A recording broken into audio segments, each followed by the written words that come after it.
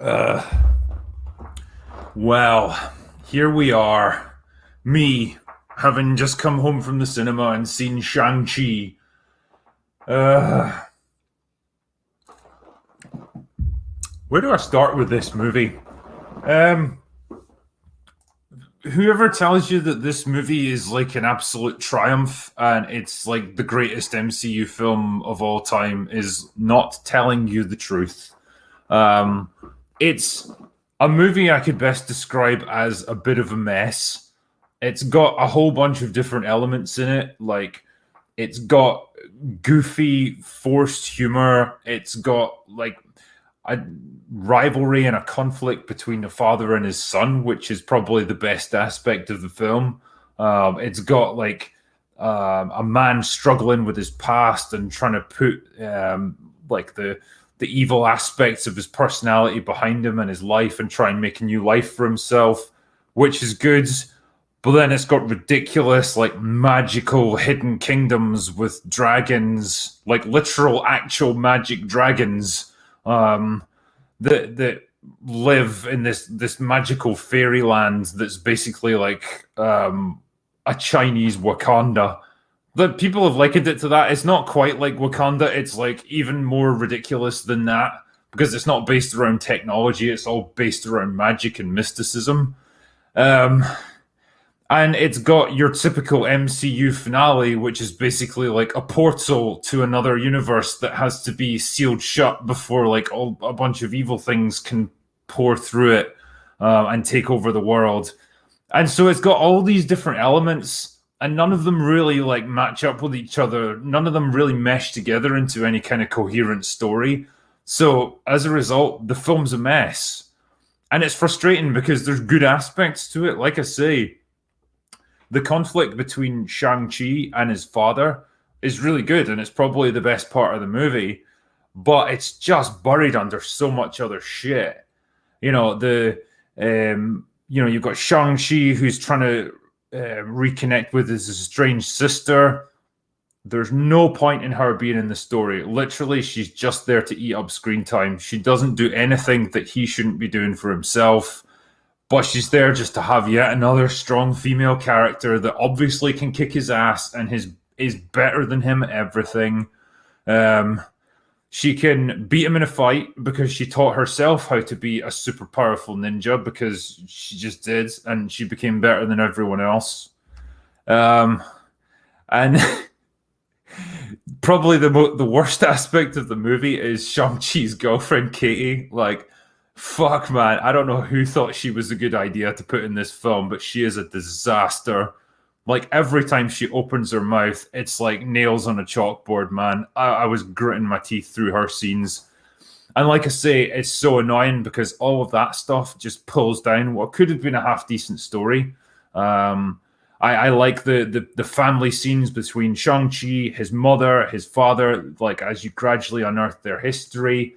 Those aspects of it are good, but there is so many ridiculously over the top fantastical elements to it that just weigh it down, and they seem to serve absolutely no purpose. Like when Shang-Chi goes into this magical land that you can only access by going through a special, like a forest at a certain time of day. And by the way you get there is the dumbest thing ever. Like you have to go through a forest at a certain time of the year and a certain time of the day, and the forest will move around you. And if you happen to stray outside this little bubble that's moving constantly through the forest, then you'll get destroyed by it.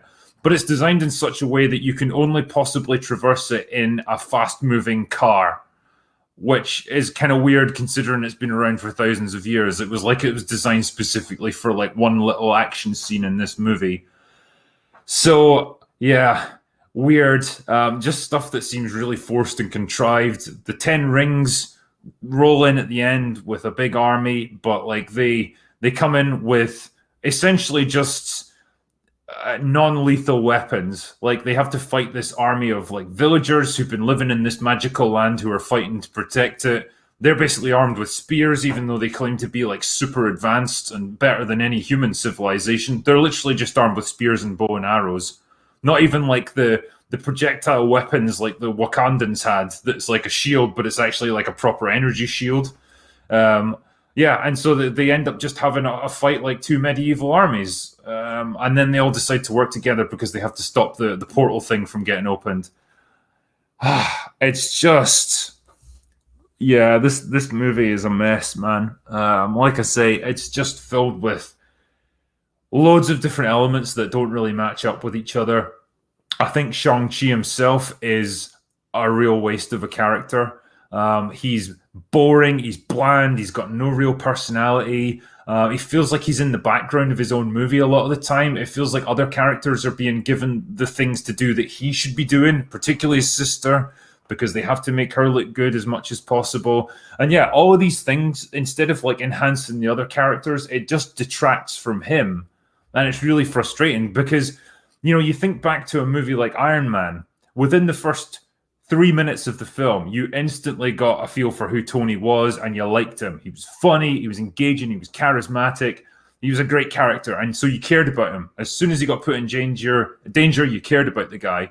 With Shang-Chi, I just didn't care about the man right up until the end of the film. I didn't care if he lived or died because there was nothing to him. His personality flits wildly between like this kick-ass kung fu guy who's been a trained assassin from the moment he was a child up to a young man and ultimately turned his back on it, almost like a Chinese version of Black Widow. You know, he's meant to be that badass, but then he flits between that and just a goofy idiot who's got no direction in his life and just wants to hang out with his asshole girlfriend and do karaoke. And damn, it's just it doesn't work. You can't have a character that's all over the place like this because there's no sense of who he is. He's just written to fit the needs of whatever's going in the story at that particular time. The fight scenes are like they are a mixed bag. Some of them are weak as fuck, and it's very clear that like he's having like Shang-Chi himself is having to work with actors who are slower and older, and he's having to accommodate their limitations. There's other times when he gets a couple of proper excellent fights in. There's one bit where he fights just this masked ninja guy. He's almost like a kind of sub-boss within the movie. And there's some great fighting going on there. It's really fast, very fluid. There's long takes where it's not constantly jumping back and forward. And you can tell these guys actually put the work in. And he was obviously fighting a guy who was competent. Probably just a stuntman. Anyway. But yeah, when he has to fight like Michelle Yeoh, she's old and she's slow. And so he has to just like really move slowly to accommodate her. Right at the beginning of the movie, Shang-Chi's father, who's basically just Fu Manchu by a different name, he meets his future wife right at the beginning, trying to get access to this like hidden land, and she kicks his ass in a fight, even though he's armed with the 10 rings. So he should be like one of the most powerful guys on earth, but she beats him because of course she does, and then she falls in love with him, and then they have a kid, and that's Shang-Chi, and so. Yeah, the movie has to constantly like structure itself so that like the girls are always better, the girls always win. It's just your standard Marvel tropes, and I think it falls into so many of these Marvel things that are just demanded now, like in the MCU.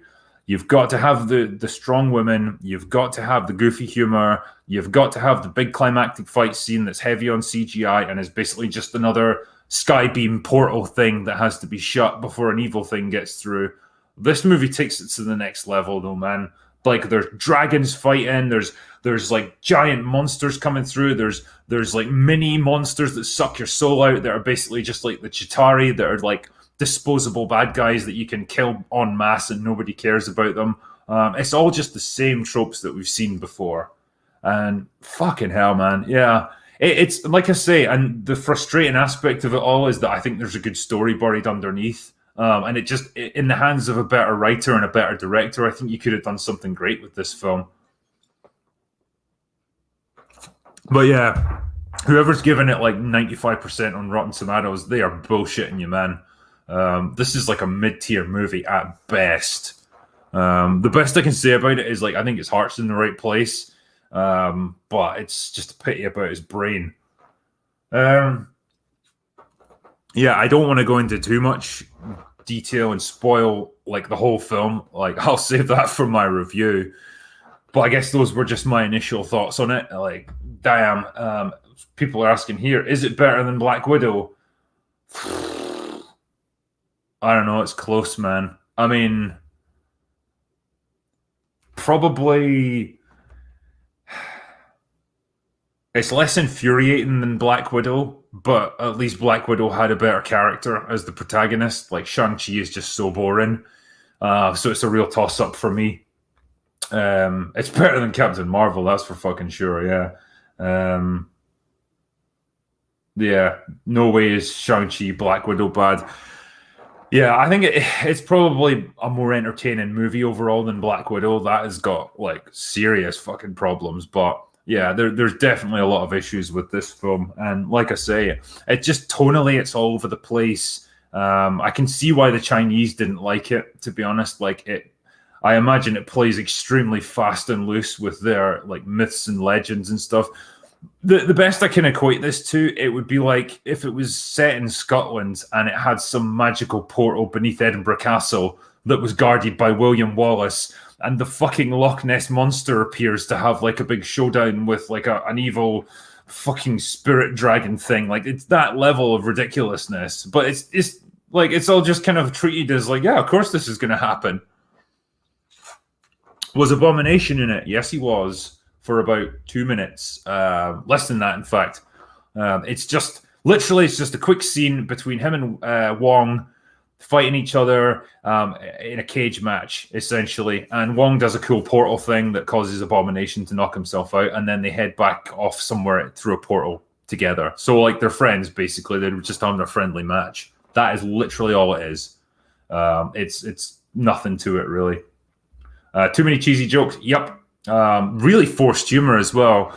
The thing that I've talked about before is like when you've got a shit joke and you know it hasn't landed, just move on really quickly. Instead, they just keep it going. Like there's a bit where they're flying.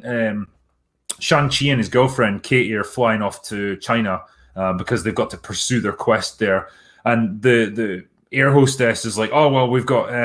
You've got vegetarian or beef or chicken meal to choose from, but we're out of chicken, and so they choose vegetarian. And then she's like, "Oh, actually, we're out of vegetarian. So, what would you like?" And they're like, "Well, beef, obviously, because it's literally the only thing I've got now. It's my only option." She's like, oh, "Okay, beef." And what would you like? Asking Shang-Chi the same question. Just forced humor like that. It's not even funny to begin with, and then you keep it going for like 5 minutes straight. It's shit. Damn, I don't have enough beer to get through this. So yeah, stuff like that. The humor is definitely not on par, and that's what you used to get with Marvel. Like their humor used to be quite snappy and fun, but now it's just like really labored and forced. And I don't know who the fuck's writing it. Is that a Black Widow poster behind me? Yeah, it is. Look, fucking Black Widow.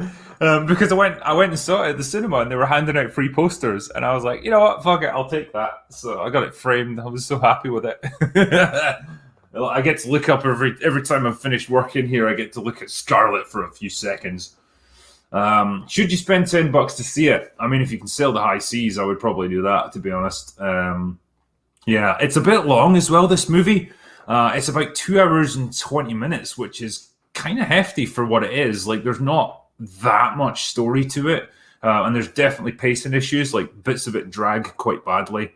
So yeah, it's a movie that could have been tightened up editing wise. Ben Kingsley is in it as well, playing Trevor Slattery. Yeah, I guess he wasn't done humiliating himself enough, so he's back to play the character again. And he's just there. He's got like a magical headless like pet monster thing that can guide them through the secret bullshit maze to get to the hidden fairyland. And I can't believe I'm saying that, but that is literally why he's in the movie. Yeah, and he's just playing a goofy, jokey version of his character, which is what he really was in Iron Man 3 as well. I always quite liked his version of the Mandarin. You know, he's like a kind of Osama bin Laden type variation of it. I thought that was cool. And then he gets unmasked as this ridiculous, just drunk actor. Yeah, I mean, that's where I'm at overall with Shang-Chi, it's a mess of a film, really. Some individually good elements that just don't mesh together, and yeah, they could have done so much more with it. Yeah, I'm just thinking as well. Shang-Chi's sister, like I was talking before about how she's the bestest fighter ever, and she basically taught herself kung fu because she wasn't allowed to because she wasn't one of the boys. Yeah, she ran away from her dad and built her own crime empire by herself as a teenager, and somehow just is running the entire thing now. And then Shang-Chi shows up to make contact with her because he believes she's under threat, and she immediately tries to beat the shit out of him without even listening to why he's there or any kind of explanation for why he left her behind or anything. She just immediately fights him so that we can see her kicking his ass, pretty much. And that's, again, just you've got to have yourself your strong female characters. Yeah. So, I mean, that's kind of my initial thoughts on the film. I'm sorry about that just being a totally incoherent rant. I'm basically just talking as thoughts are coming into my head, and I'm getting little flashbacks to the film. But yeah, I don't really know if it's worth your time, to be honest. Yeah, people are saying he was holding back in that scene. Well, he was a little bit because he was obviously trying to get information out of her, but like he could have subdued her without like seriously injuring her, so that he could actually make his point. But again, he just gets his ass kicked. Black Widow's basically useless. Yeah. Ellie's gay, by the way. Yep. Yeah, this is a good point. Shang didn't feel like the main character because of all the strong women. Yeah, exactly. Yeah, the script gives so much action and so much screen time over to the strong female characters that he gets neglected, and so he doesn't really get to do all that much in the movie. And yeah, as a result, as I was saying earlier, he feels like kind of a background player in his own film, and I just hate that it does this. Again, I bring your attention back to things like Iron Man. Like Tony Stark definitely learned and grew throughout the film, and he was put in peril, and he had to overcome various obstacles, and you saw him inventing the Iron Man suit and stuff. But he was very much front and center in the film. It wasn't like Pepper Potts was doing half the fucking action for him. And so again, you rooted for the guy because he was very much up against it, and this was his story to tell. Whereas with Shang-Chi, yeah, it feels like his sister was just added to basically be a female version of him, just doing all the same things and getting all the same props and stuff. There's some pretty forced scenes between her and Michelle Yeoh near the climax of the movie, where Michelle Yeoh's like, "Oh yeah, you don't have to live in the shadows anymore. You know, you can be who you're meant to be." It's like, how do you mean living in the shadows? She runs an entire crime empire. Like, she's got more money than probably her own dad, and just almost as much power as him. She has not been living in the shadows her whole life. And how does Michelle Yeoh even know what the details of her life is, considering she's never been outside this magical bullshit village in her entire existence? Also, these people seem to know what cars are, which is really weird, because they've never seen the outside world. So I don't know. Again, it's just stuff that was thrown in there. Yeah, I'm just seeing what the chat's saying here.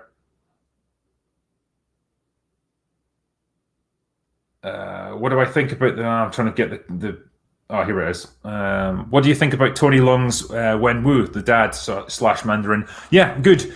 He's a great actor. He's got great screen presence. I was really interested to know more about him. And, you know, this is one of the best aspects of the film, like I said, is when you get some of the details of his backstory and the life that he's lived and how he tried to put the 10 rings behind him and make a new life with the woman he loved, and then he lost it all, and that's what started him back on the path that he's on. That's all great stuff, and it's great characterization, but it's just buried under all this other shit that's just totally incompatible with it. And it's such a shame, because this is a guy like that coming into conflict with his son. That's a perfect story. That's great. That's the essence of what Shang-Chi is. But it's almost pushed into the background because we can't have too much of it. Because for some reason the script just wants us to focus on everything else apart from them, and it's really frustrating. I look at something like Invincible, which does a great father-son conflict dynamic, and that's definitely like center stage in the show. There's obviously other stuff going on around it as well, but that's the core of it, and that's great. And that's what you get invested in, but you just don't get enough of it in Shang-Chi.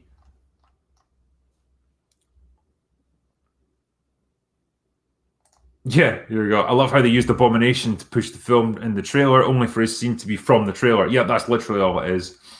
Um, yeah. But Drinker, you mellifluous modern media consumer, did you really have any high expectations for this movie from the start? No, I didn't. Yeah, I expected it to be kind of dull and a bit flat. I'm sure it'll be better than the Eternals. But yeah, I probably didn't expect to be as frustrated by it as I was. And I think that's the sign that there's good elements in it that I just wanted to see brought to the fore a bit more. Yep, here we go. They made Aquaman kill the squid with one arrow. Yeah, this giant monster thing, which literally sucks the soul right out of your body, and is capable of destroying all life on Earth and then taking over the universe. She severely damages it with one fucking arrow. And this is a girl who's just an idiot from San Francisco who's never fired a bow in her life, and she's learned in one day and become a proficient marksman. So yeah, fuck off, movie. How many times are they going to fuck up the Mandarin? As many times as people keep paying for it, I would say.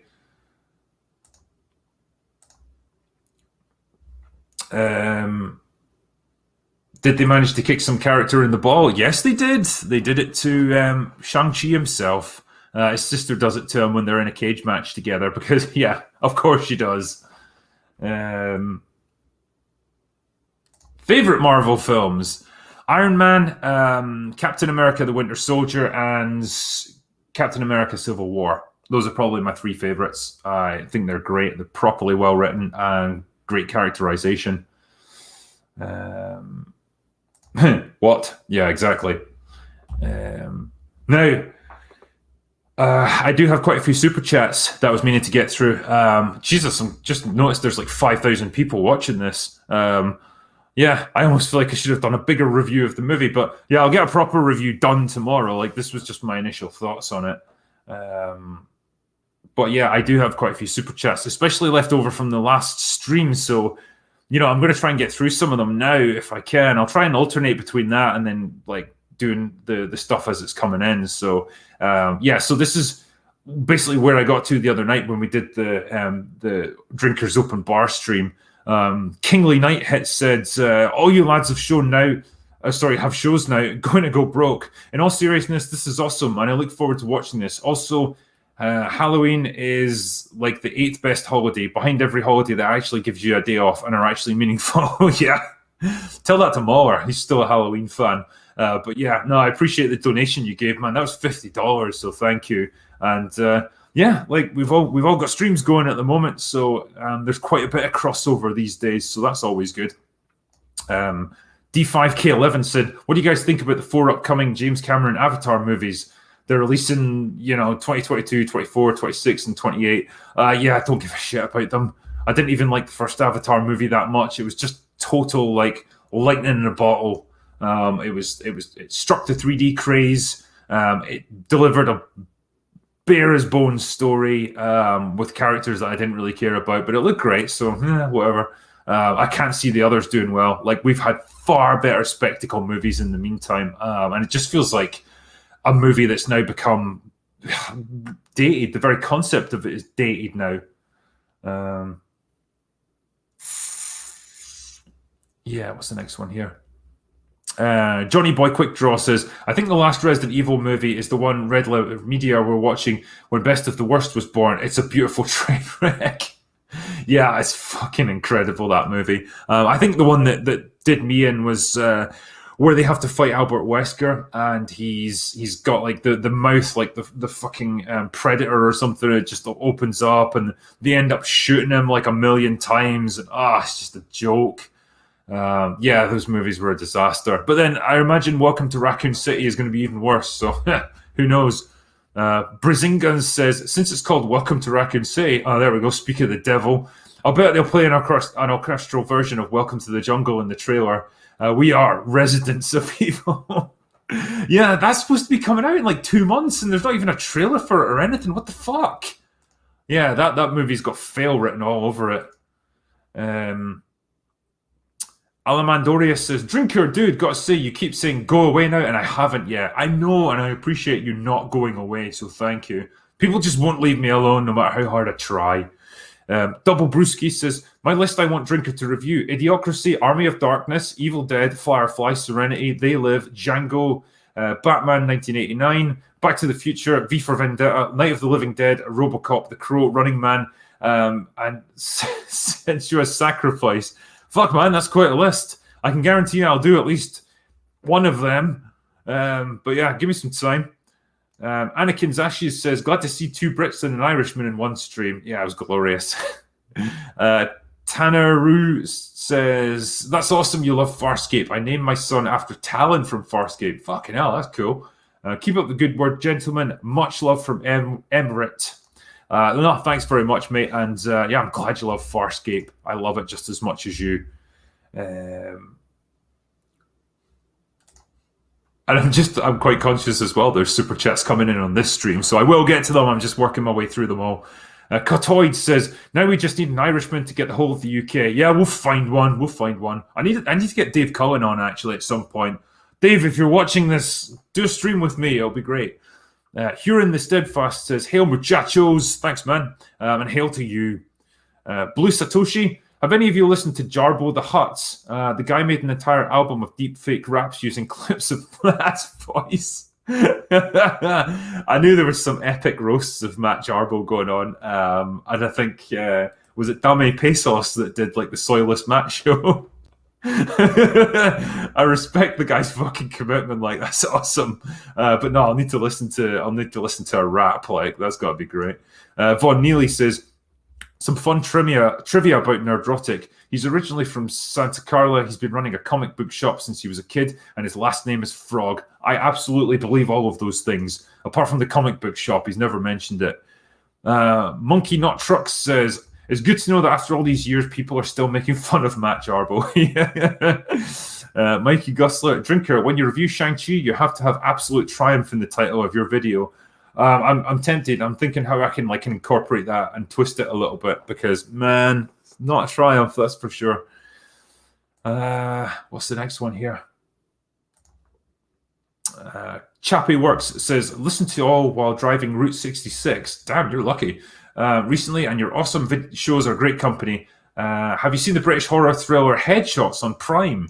No, I haven't actually. Headshots. No. If it's a good horror thriller, though, I'll give it a go for October. Protege Music, saw your posts for your book. Decided, fuck the sale. A nice paperback is much nicer than a mobile. True, I much prefer a real book than a fucking Kindle. Cheers from the States, cracking into Redemption Friday. Thank you, and I really hope you're enjoying the book, man. I appreciate you buying it. Neo 1972, the drinker looking mighty fine in his snooker getup. I'll definitely go off the brown.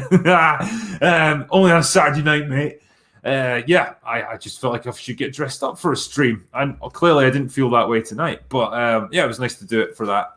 007 Angelo says, well, this answers the question of who the next James Bond is. Drinker's Attire says hi. Says, oh, hi, gents. Mauler, what's up? Love you guys. Thank you, my friend. And yeah, I'm glad you appreciated the get up.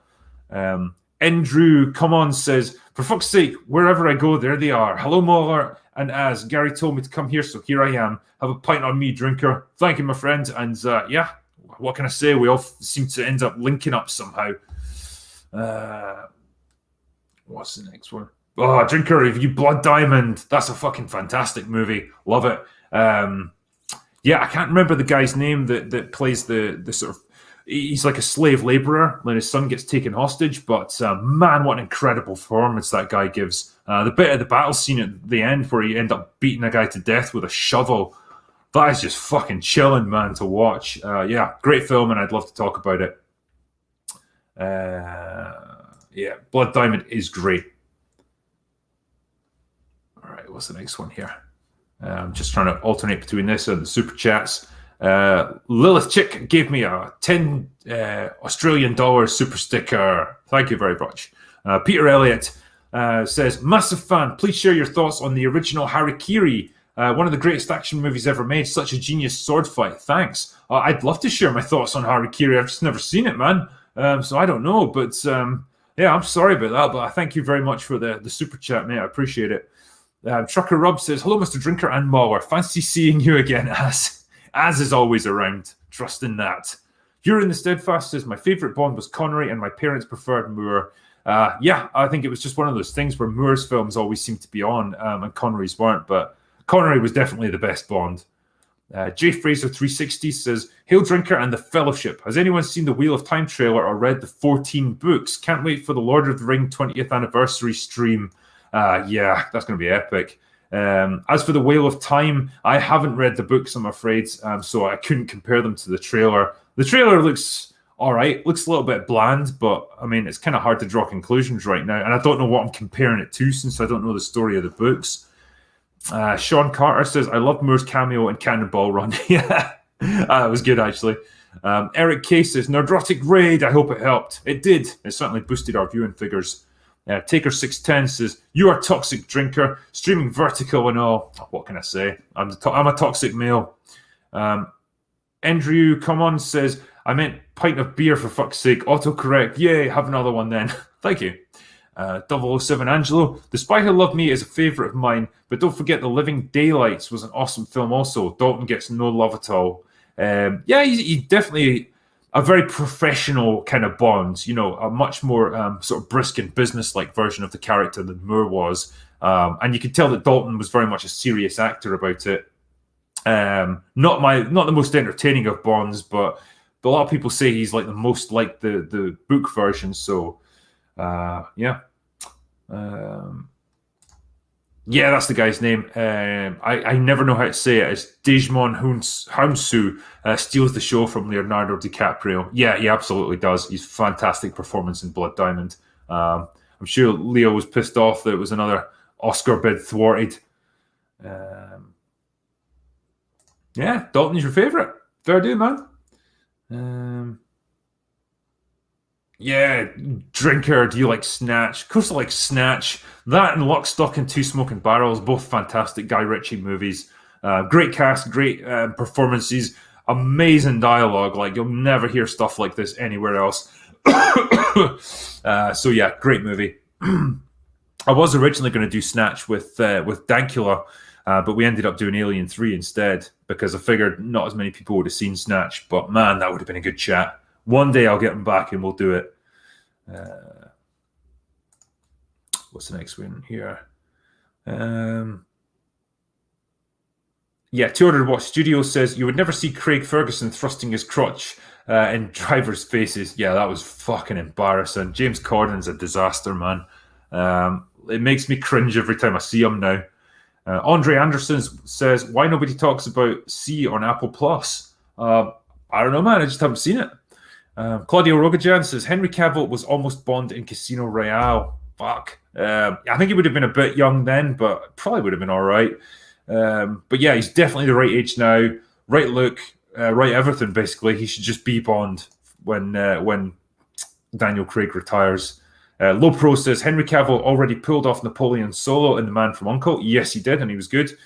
He'd be just as competent as Bond, wouldn't even need to do an American accent. Yeah, he would be fine. Charles Hurst, Henry Cavill as Napoleon Solo. There's your Bond trial run. Yep, totally.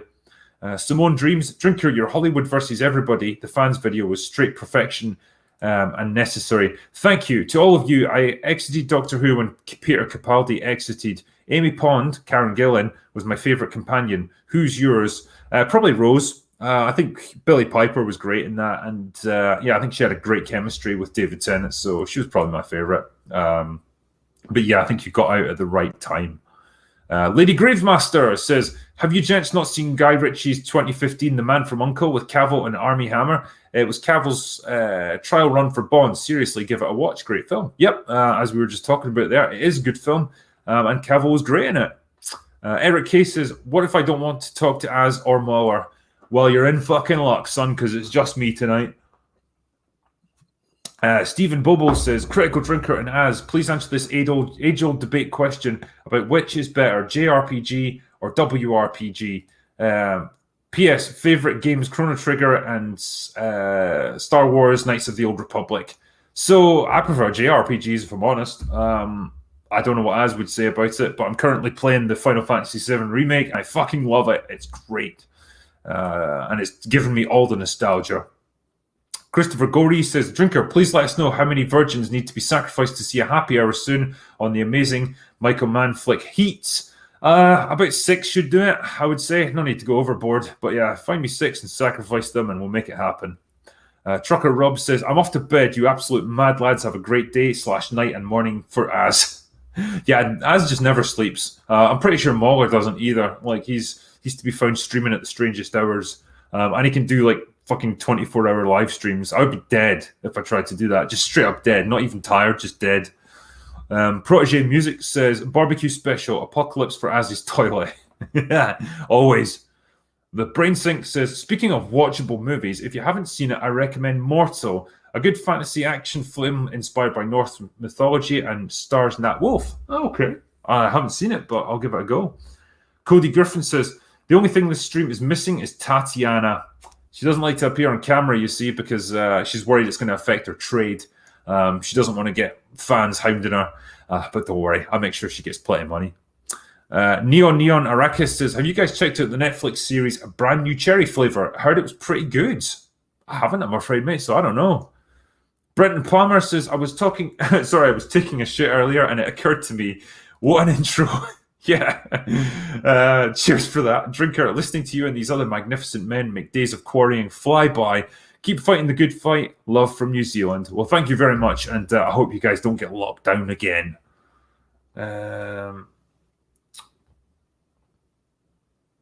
Yes, what's this? Goonies Never Say Die. Free Drunk 3PO. What the fuck? He got banned from Twitter. What the hell did he even say? Like, Drunk 3PO was like the nicest guy I've met, I think. Like, I did a stream with him the other day, and yeah, he's just a good guy. He seems to do loads for like charity. He's doing loads of nice things in his life. Why the fuck would he get banned?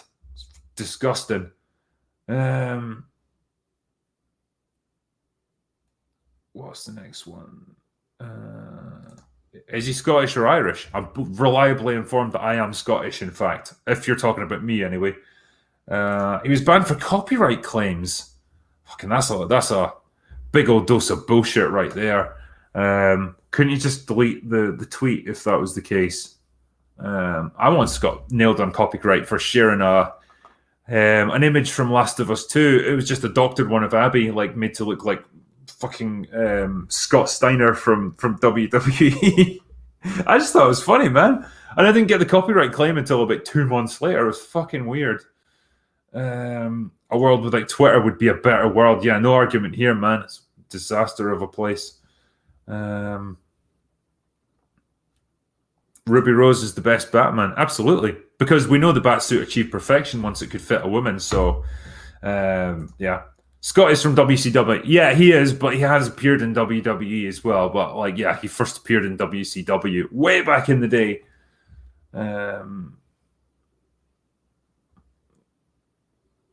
Right. Okay. Yeah. Blue-haired land wheels on Twitter, lol. Yep, pretty much. All right. I'll do a couple more super chats. Where did I get to? Oh, yeah, here we go. J. Pratt says, a passing of a mantle is okay if it's done with respect for the source material. Inconsistent race swapping is nothing more than corporate cosplay. Yeah, pretty much. I'm not a big fan of like passing the mantle of a character over to a new character, if you know what I mean. Like having a new Iron Man or a new Captain America. Like I think it should be unique to the one person who played it, and then create a new character. Don't just have like multiple people playing that superhero role. It's just really weird, and it dilutes the character, I think. Russian Bot 1918 says, love the Critical Drinker for his love of the Rocketeer. Thank you. A gem. Same director as CATFA. Charm is the right word. A perfect script, no plot holes, plus character development. And Jennifer Connelly is at her loveliest. Her in that movie is as gorgeous as I've seen a woman on the screen. Yeah, they really nailed that like 1940s starlet look. Just perfect. Absolutely gorgeous. Such a classic look she had.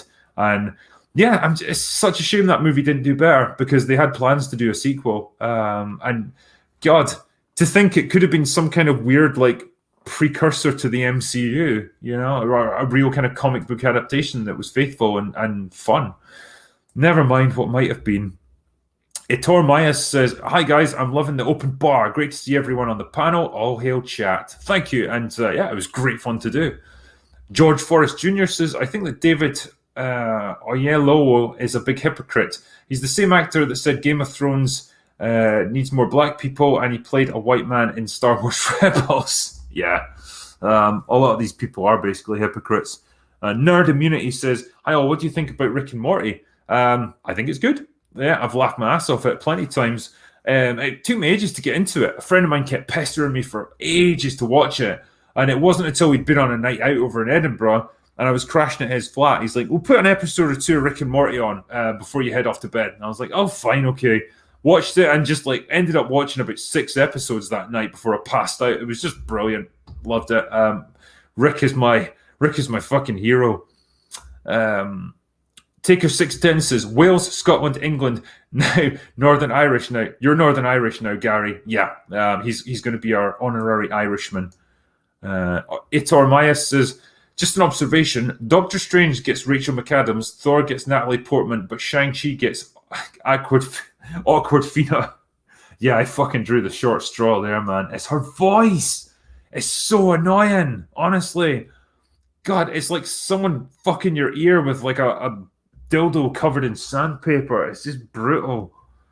Skrianth Kalian Giraboina. Sorry if I'm butchering your name, man. It's a tough one. I really love the content you make, The Critical Drinker. Thank you. And it's a pleasure to make it. I'm glad you're enjoying it. Indominus Prime says, "No, the story is going to be lazier than wiping everyone's memory. They are, maybe only a guess, going to do what if you were never born story."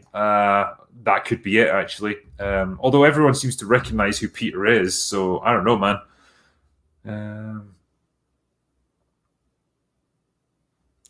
I'm just looking at some of these ones here. Do I like Amber from Invincible? She has moments where she's okay, but generally she's kind of irritating. And yeah, I would rather have gone with Atom Eve. She's much hotter and much more interesting.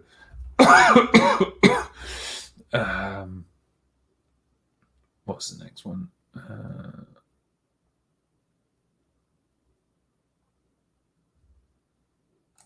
Yeah, I had a crush on Jennifer Connelly since Labyrinth as a child. You chose well, my friend. You chose well. No one likes Amber from Invincible. Yeah, it's when they're going off to look at a college that they could potentially go to, and like her first thought is like, "Oh, they have a pretty good social justice program here." Like, oh no, why would you say that? Ugh. Tells you exactly what the character is. Drinker, do you live in Scotland or the US? Sorry, the chat's going so fast it pinged by before I could grab it. I do, in fact, live in Scotland. Do you think I would have a face like this if I lived in America? I would be much more tanned. Yeah,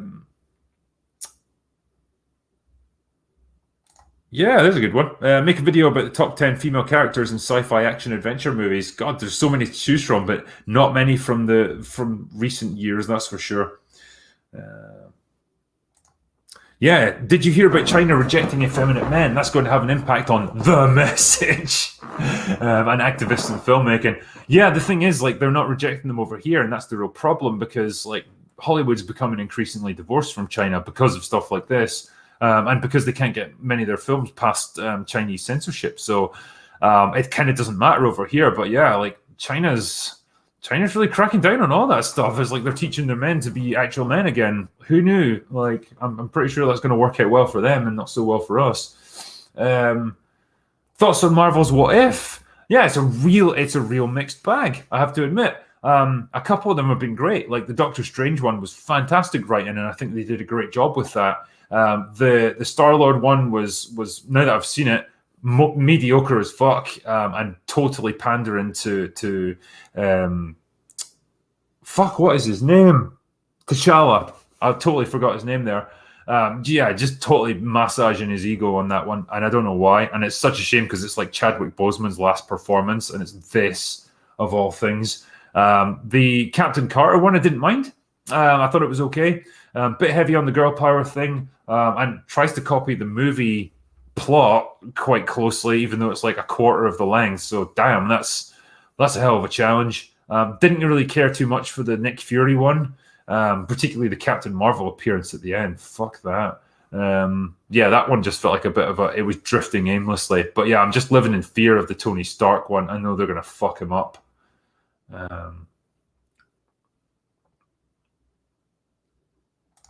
Yeah, Chadwick Boseman was too good for this world. I think he could have saved Phase 4 if they gave him time. I mean, I don't know, man. I mean, he's a great actor. I didn't particularly care for the Black Panther movie. I thought he was great in Civil War, though. So, like, in the right hands, the character's great. It's just, like, not...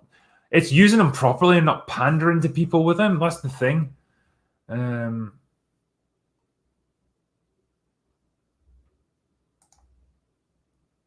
A friend of mine was trying to tell me that Captain Carter can bang out Cap. I don't know. They do still have a relationship in it, so it's kind of a weird one. It feels like she could, like, you know, pick him up and carry him across the threshold, as it were. Shit,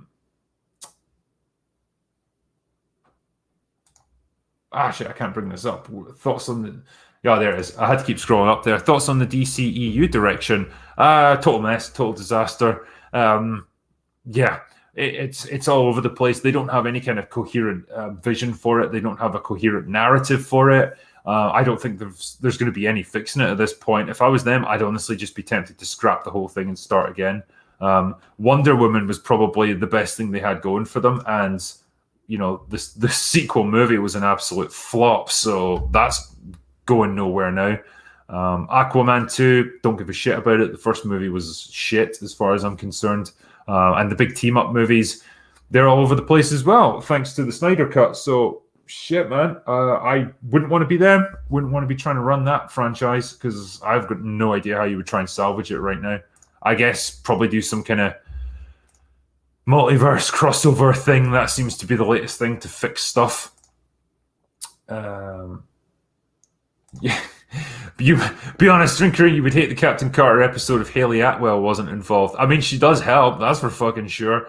It's only her voice, but even her voice is gorgeous. Yeah, I do like it. I like me a bit of Haley Atwell, and I imagine most of the fucking chat do as well. But yeah, it was nice to hear her again reprising the role. But yeah, I think the version of Captain Carter that they gave, or, you know, Peggy, she wasn't obnoxious. She wasn't too annoying or anything. She was just a person trying to do her job, and that's fine by me. What's the next one? So I'm going to look back through some of the super chats here. General Zod says, if you don't have a 9-foot pool table, do better, Drinker. Yeah, mine's not quite 9 foot, so yeah, I guess I do have to do better. I'll have to make some more videos.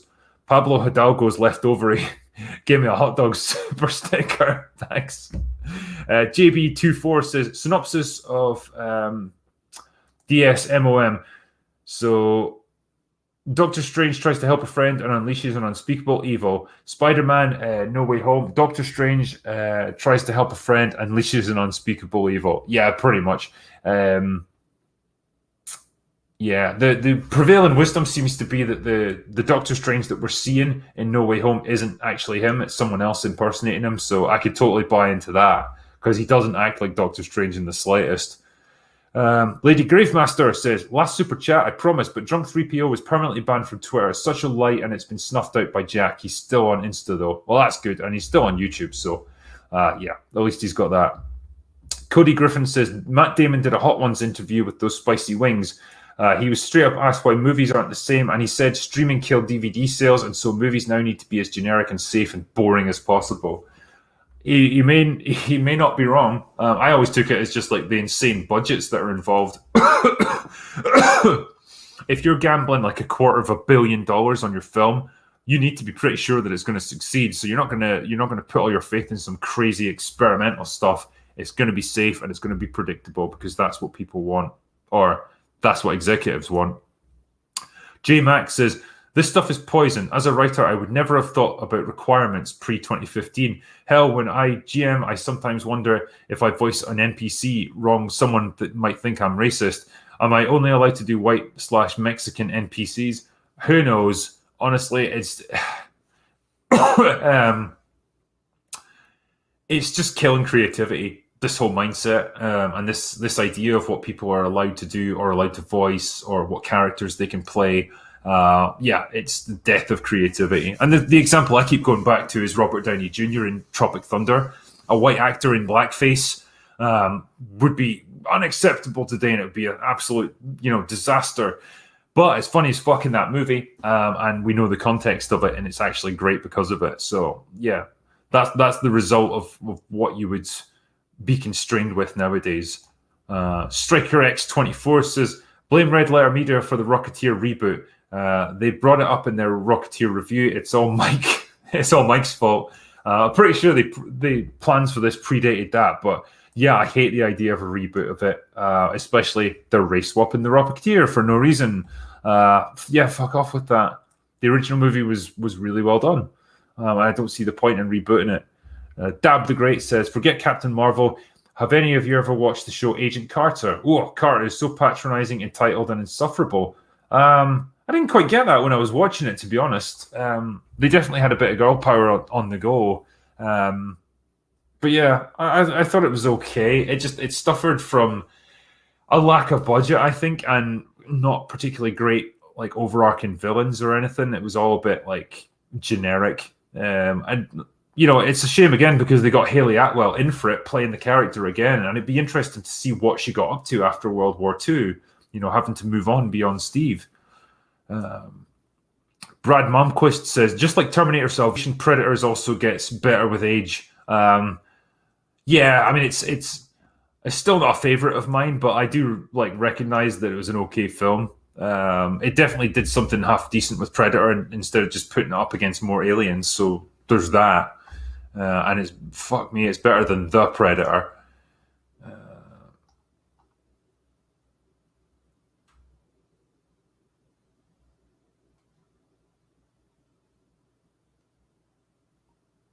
Just looking at the actual chat here. Thoughts on the Cowboy Bebop live action? Well, the actress that's playing Faye's not exactly ingratiating herself with the fans. How to make people fucking hate you, man. Just give a really patronizing video like that. Well, my parents couldn't travel back in a time machine to make me have a completely different physique, and fuck off. It's not even funny. She could have really won people over by just saying, hey, yeah, I get it that I don't really look like Faye. And we had to kind of go with a different outfit to make it a little bit more practical for doing stunts and things. But hey, I'm just committed to doing a good job and giving a great performance, and hopefully we're going to have a lot of fun with this show. Great. That's all you have to say. People will respect you for it. You don't need to rise to it. Especially when you're a famous actor that's taken on a big role, you're expected to be above that and be a bit more professional and not clap back at every bit of criticism that comes your way. Jesus.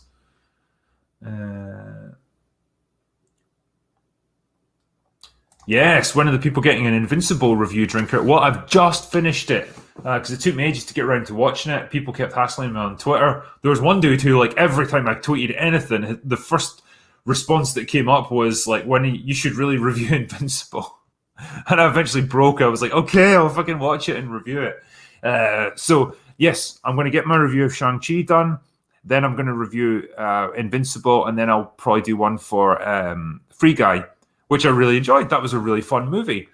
It'll be a bit irrelevant in terms of review because it's probably ending its run at the cinema, but I liked it.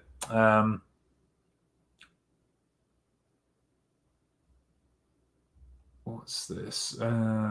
Invincible or The Boys? Well, going on season 2 of The Boys, I would definitely choose Invincible, to be honest. I think it's better written. It's got some good funny moments. And yeah, I would, as much as I love Homelander, I think Omni-Man's a fantastic character. Saw Free Guy last week. Very good. Yeah, it is good. Ryan Reynolds is good in it. He's playing his most famous role of all, which is Ryan Reynolds. But yeah, he's likable enough in it, and it's quite heartwarming towards the end, and it's actually got quite a nice message to it. So yeah, I like that movie. Thoughts on Amber from Invincible? Yeah, I was talking about this earlier.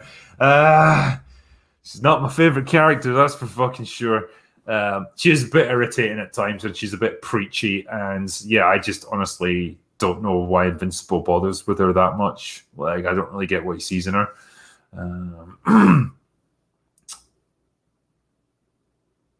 Right, what's next? Most anticipated films? Probably for this year, it'll be Dune.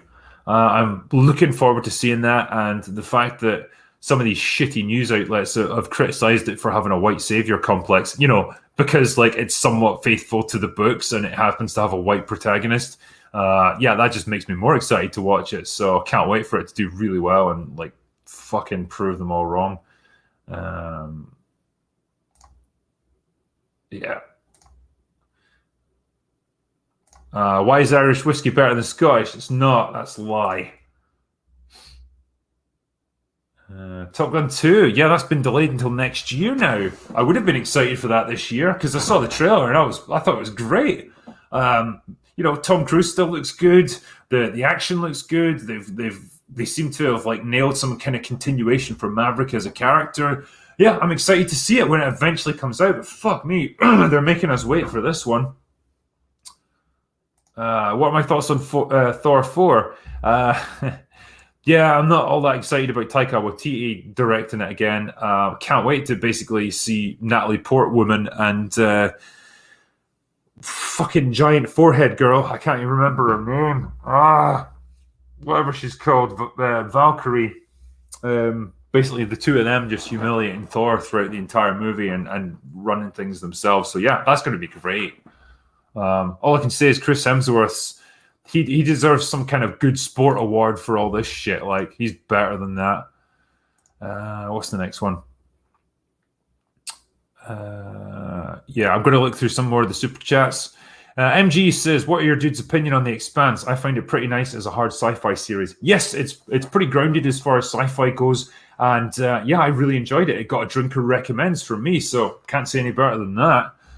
Ian So Forth says, "This super chat contains better writing than you'll find on Netflix." Yeah, you're not far off, man. But thank you very much for the donation, mate. I appreciate it. Chris Topher says, "Mauler, what does the honking Welsh beast look like?" I mean, he's literally just a gas mask. Like, you can't remove it. That is his actual face. I've tried, believe me.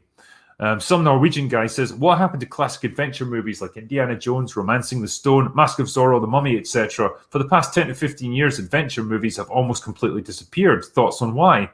P.S. Jungle Cruise was a woke CGI mess." Yeah, I talked about The Mummy recently for that very reason. Like, I really miss films like that. I love me a good old-fashioned adventure movie. We're going to get Indiana Jones 5, which is absolutely going to be a disaster. I can guarantee it. But yeah, like the old indie movies, even Romancing the Stone, yeah, that was quite a nice little spin on it. Just good old-fashioned, like, kick-ass adventures, like going all, on some globe-trotting adventure and searching for treasure. It's great. It's universal. It's one of those things that should always be popular, and I don't know why it's died out. So yeah, we definitely need them back. I'd have another fucking Mummy movie with Brendan Fraser. Get the guy back in. I love him. He deserves another chance. Wormy Spoons says, "I'm a writer and I say the Bechdel test, my nuts." Yeah, it's a shit idea. I hate that thing. Mr. Skullface Garcia says, "A guy's thoughts on the Star Wars prequels. I, for one, love them." Yeah, I don't... I'd be lying if I said I loved them, but like, I think I've always characterized Star Wars as like the OT was a great idea, well implemented. The prequels were a good idea, badly implemented, and the sequels are no idea, horribly implemented. So, yeah, the prequels have got that going for them. They're a flawed implementation, but the idea behind them is really good. Richard Curtis says, "The Owners is a horror film worth a watch. A great performance by Sylvester McCoy and Rita Tushingham." I've never heard of The Owners. But I am gearing up for October. I'm going to do some horror films. One movie I'm going to do is called Deathline. It's set on the London Underground, and it's like a family of cannibals that are hunting people. on like from abandoned tube stations and stuff. It's great. It's like a 70s horror film with Donald Pleasance, and it's really creepy and disturbing. So it's called Deathline. What's the next one here? Yeah, MGO Skyver says, "Greetings, you fine gents. My brother and I stayed up late rewatching Tropic Thunder. I had a great line. I don't read scripts. Script reads me." Yeah, and everyone just calls him out on that immediately. Like, what the hell does that even mean? Yeah, man, Robert Downey Jr. was just perfect in that film. The Real Fifth Beatle says, "Wheel of Time trailer thoughts." Wasn't enamored with it. Like I said earlier, it felt a little bit bland and generic. So yeah, I don't have a good knowledge of the books or any real knowledge, so I don't have anything to compare it to. But yeah, the trailer didn't really get me excited for anything. There was one here. Thoughts on Daredevil? Yeah, I assume you mean the show rather than the Ben Affleck movie. Daredevil was really good. Yep, probably the best of the bunch as far as those Marvel TV shows goes. But yeah, season 1 was great. Season 2, I didn't like it that much. It was a bit weak. And then season 3, when they brought Wilson Fisk back, brilliant. Vincent D'Onofrio is just an awesome actor, and he plays such a good character in that. Do I rate the first Iron Man movie? Fuck yeah, I love it. Yeah, a film that started the entire MCU. Like, Robert Downey Jr. was great. Like, Tony Stark was a great character. I love just the scenes of him, working to invent the Iron Man suit. Like, you actually get to see his thought process. You get to see him try things and experiment and fail and then try again and eventually succeed. It's such a well-paced, well-constructed movie. The villain isn't great, but that's kind of always been a problem with the MCU. Zoso says, "The Yas Queen of Bel-Air." Yeah. Fuck, they're remaking Fresh Prince of Bel-Air, aren't they? No, don't do it. You're not going to improve on it. And you just know it's going to be heavy-handed as fuck. This is the thing. The original Fresh Prince of Bel-Air, that actually tackled, like, real kind of issues of, like, racial discrimination and stuff. Like, it did it, like, in a smart way, though, and it didn't get heavy-handed with it. But, like, you imagine a show like that trying to do that kind of thing nowadays. Yeah, you can just imagine how it's going to go. John Holmstrom says, "Has anyone watched Hardcore Henry? Great action film." Yes, brilliant. It's all first person. Such a cool concept. Really like it. And obviously the idea is that it's done in one continuous kind of shot. Obviously they have to break it up, but yeah, it's brilliantly done. Really like it. Brianna Williams says, "Hail Drinker, while watching your review for The Old Guard, I realized that parts of the plot sound like the anime. Ajin, good show in my opinion. Also, it'd be funny if you reviewed the CB anime, Cowboy Bebop anime when the Netflix adaptation comes out." Yeah, I mean, I have no idea how big it is and how many episodes I'd have to get through. It's meant to be like the gold standard for anime shows, though. So, man, I feel like I should give it a watch. Excuse me.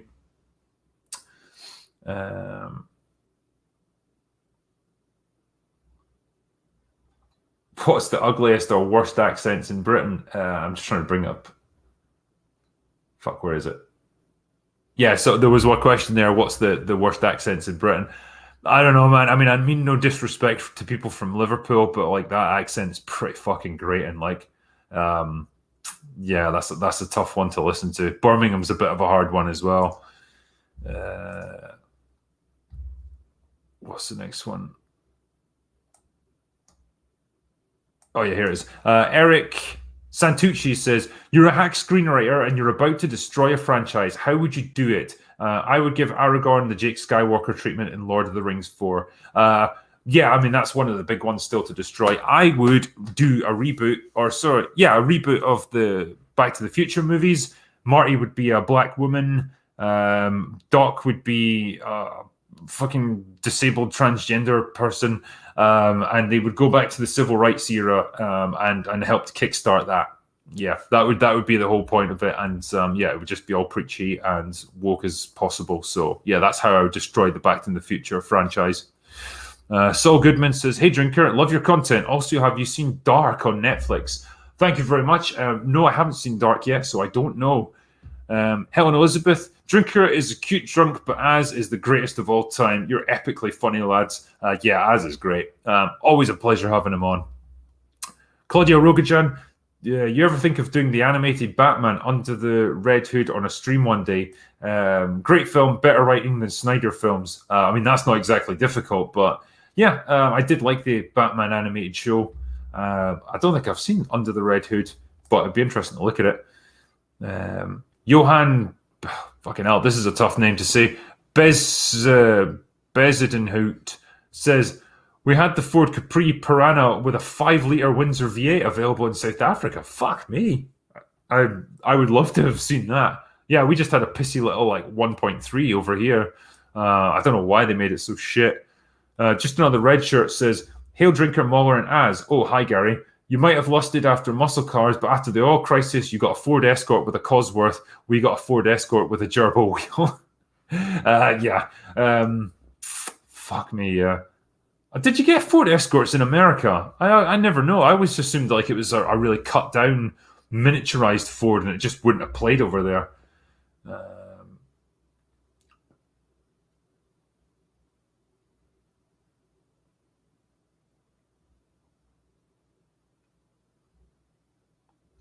Sorry, I'm just looking through. I'm just trying to catch myself up on the chat.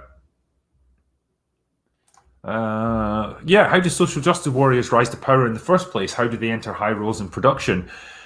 Probably because everyone's too afraid to fire them, because they'll kick up a stink and they'll know exactly the right things to say to cause embarrassment for the company, and so they hang on in their jobs and they end up getting promoted, or they keep silent about their true intentions until they get to a real position of power, and then it all comes to the fore. So yeah, probably that. But everyone's too afraid to fire them, pretty much. So they know exactly what to say. Lord Zera says, you think Kylo losing that fight in The Force Awakens against Rey made sense since he was injured from Chewie's weapon? Not really, to be honest, because he beat Finn pretty handily, and yeah, he never really showed signs of being weak because of his injury. There was a couple of times when you saw blood on the ground, but he didn't seem to be limping or favoring one side or anything like that. And Rey never exploited the injury. She didn't punch him there or anything like that. So no, I don't really buy that as an excuse for him losing. I think they just couldn't bring themselves to have her lose a fight. It would have been unacceptable. Yeah, he beat his wound. He was punching it to make himself more angry and more worked up. So it was almost like a tool for him. What's the next one here?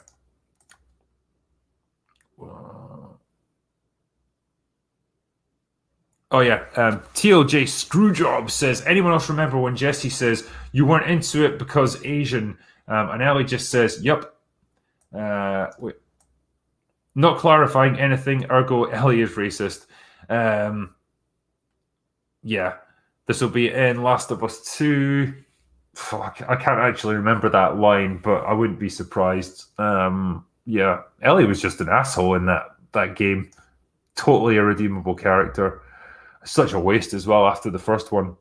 Quisto Weish says, John Bernthal is a great masculine actor. Yeah, he is. Go check out A Line in the Sand. Oscar-worthy. Give us more Frank Castle. Yeah, I mean, his turn as the Punisher was just great. He's always roaring and he's always beating the shit out of people. Great guy, and yeah, we just be nice to see him in more things.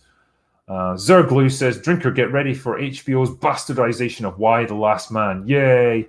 Yeah, now I don't know much about the comic that it's based on, but as I understand it, the guy in it, the main character, is kind of a badass. He's almost on an epic quest, and he's got real agency. Whereas I get the impression in the TV show it'll just be all the women deciding what to do with him. So yeah, sounds like shit. Murphy says, hi, says, Drinker, you magnificent preacher of the sacred and profane. Any chance that you will review Excalibur? Catherine Borman and Gabriel Byrne's sex scene made me a man. Yeah, I would take a look at Excalibur for sure. Kevin O'Neill says, Drinker, while I love drinking right from the bottle as much as any other man, the finer things in life command a more civilized approach. When sipping an expensive sipping booze, do you take it neat or on the rocks? Cheers. It depends what it is. With Scotch whiskey, you probably shouldn't have it on the rocks. You should have it at room temperature. It brings out the flavor more. Whereas if it's chilled, you lose some of that. So yeah, don't have Scotch on the rocks. Anything else though, like vodka or anything like that, yeah, you're fine. Arrow Master 2 says, drinker plushie when? Well, they're making it right now, actually. So I've seen the designs for it. They're going to make a prototype, and if I'm happy with that, then they'll go into production, and then I'll let everyone know. And I think if we sell 200, then it's like a GoFundMe almost. We have to get to at least 200 sales, and then they'll ship them all out. And then anything beyond that is just they'll keep it going. So yeah, hopefully we'll get at least 200 sold. I would think there should be people that might like a little critical drinker plushie. Hopefully in time for Christmas. Gerald Quaglia says, what's your thoughts on the greatest cop movie of all time, LA Confidential? No, clearly the greatest cop movie of all time is Tango and Cash. But yeah, LA Confidential will do as well. Yeah, really good movie. It's been a good few years since I've seen it, so I need to have a look at it again. But I do remember it just being a solid, really well-written film. Great performances all around. And yeah, decent film. I'm sure I'm scheduled to do like a happy hour on it at some point. Wormy Spoon says, you guys should watch Raised by Wolves. Yeah, I've heard great things about that, so I should watch it. Hairless Primate says, Brethren, is 2000 AD woke now or worth restarting? I don't know about the comics. Gary probably could have answered that one, so I don't know what the state of it is. It's hard to imagine Judge Dredd being woke, but who knows at this point. Storm the Gate says, Invincible is bad. The motivation of the main antagonist doesn't make sense. Viltrumites can reproduce with other species who age to sexual maturity in 18 years. They live for 1,000 years. I mean, that aspect of whether they're compatible with other species, I guess, isn't touched upon too much. But like, it seems like when Omni-Man, fathered a child, he seemed to inherit all of his powers and like his genetic makeup. So I don't know if their genes are just that strong that they become the dominant ones. But yeah, like he's obviously a man on a mission. That's his purpose, is to fulfill that mission of conquering Earth and bringing it into the Empire. So, man, I mean, that's what he's been bred to do. Leo Film says, go watch Beowulf 1999 already. It's from the same people who did Mortal Kombat 4 years prior. The movie, not the activity. Also, Christopher Lambert. God damn. Gotta watch it for him.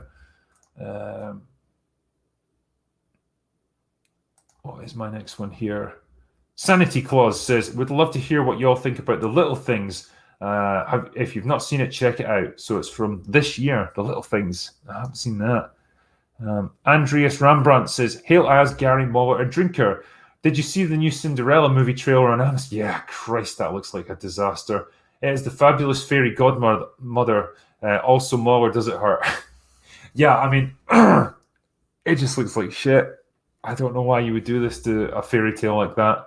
I can't see it doing well. I don't know who the fuck would want to watch it. It might be worth watching just to tear it apart, actually. Unseemly Tangent says, I grew up reading The Wheel of Time, and this TV show makes me so sad. It's going to be so terrible. Shit. Yeah, I mean, me coming into it with no knowledge of the books, I couldn't say, but yeah, people that have actually read them don't seem too happy. Black Tiger 001 says, please film your reaction to the Invincible finale. I mean, I've already watched it, unfortunately, so I couldn't do that, but man, it was something else. Brilliant writing, and yeah, it really left an impression on me, so I can't wait to review it. Cameron says, ever seen Altered Carbon on Netflix? The first season is really good. Yes, I have. Diverse but feels right. I'm watching Star Trek Next Generation for the first time at the moment.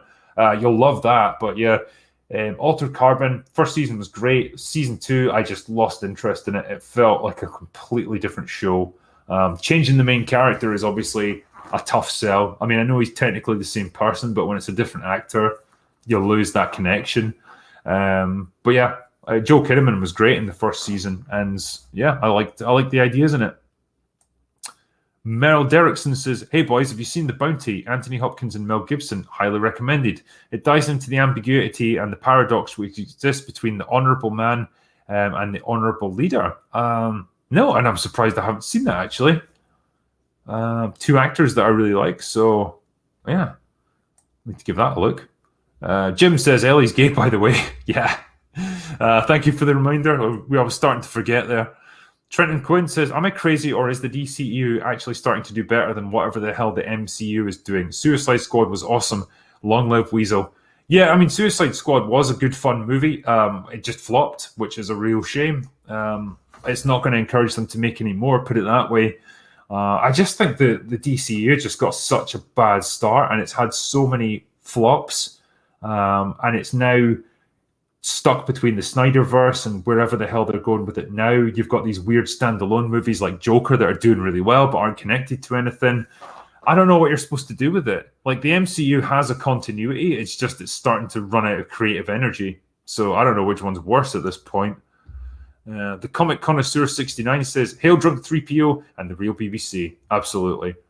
Crispy Critters says, drinkers dressed as a 1970s vicar. I'll take your word for that. Like, fucking hell. I ain't seen too many of them in my life.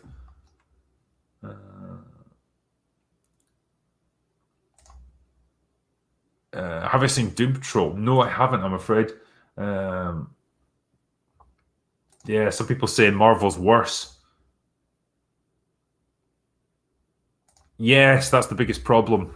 Hello, Lady Gravesmaster as well. Yeah, the DC is run by impatient idiots. Yes, they didn't want to put in the work to like establish their characters. They just wanted to jump straight into their big team-up movie because they wanted to have their own Avengers, and they didn't want to take the time to make it happen. Batman versus Superman was also rushed. That was meant to be, I think, a 2-movie arc that was going to establish that. Again, fucked it all up just to try and get everything like caught up to the MCU, and it was such a waste. Because really, DC have got the better characters.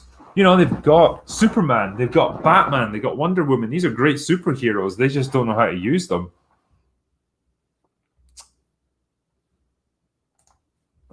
What's the next one?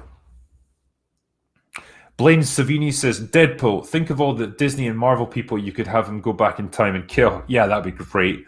Taylor Keast says, Drinkers, Kelly's Hero review when? Yeah, well, it's on the list for sure. I do like Kelly's Heroes. Great war film. Chris Nicholson says, episode 4 of What If seemed muddled, considering that the ending of the strange film had him dick with... Had him dick with time to bring back victims of an attack in Hong Kong. It seemed arbitrary to say that he can't shoot and save Christine. Yeah, they just, for the purposes of the review, or for the episode, they established her death as like some kind of nexus point in time that you just couldn't get around, and no matter what he tried, she was always going to die. And I think it was just, the point of it was the lengths that you'll go to save a person that you love and what it can ultimately do to you, and that's what it does to him. Trenton Quinn says, Jesus wept. She sounds like Tom Segura's impression of women. Damn, what was that a reference to again? I think it was a clip that we showed during the live stream. I was a bit drunk at the time. Frozen in the 80s says, more character development in Drop Dead Fred than most movies made today. Yeah, easily. Mr. Bug says, why did you have to play the Grace clip? Oh, there we are. I need to crack 5 cold ones for that and clutch my shovel for comfort. Hope you all have a wonderful day. Cheers, mate. CD says, hey, Drinker, any chance we can get a review of the new Candyman? Or what does everyone think of it? I mean, it's Jordan Peele, and I think he goes into quite a lot of like modern day politics with it. So, I can't say I'm that excited to watch it. I think it kind of flopped as well. It only did like 20 million. So it's not exactly like setting the world on fire. It just seems like a weird time for a horror movie to come out as well. Like the sort of tail end of the summer movie season. It should have come out in October. Andrew Novak says, it's not a fixed point in time. It can be changed. However, it's a fixed point for Strange. Otherwise, he won't send his mind back using the time stone. That's fair enough. JAFO Incognito says, I'm paying you to never show Grace Randolph again. My dick just died. Yeah, I'll make sure Gary never does that again. Aitken says, Grace, I retracted so far you won't find me with a microscope. Christ, that wasn't a popular one. Kevin O'Neill says, last one, boys, unpopular opinion. I'm okay with Carter being the stronger super soldier. The serum amplifies who you are, and Peggy Carter was a trained killer, unlike Steve Sickley. Cheers, brother. Peggy did have the combat experience that he didn't have initially. She was never that big. she was definitely strong. I don't know how her strength overall compares to Steve's, but like most of the time when you saw her, she didn't look ridiculously huge or anything.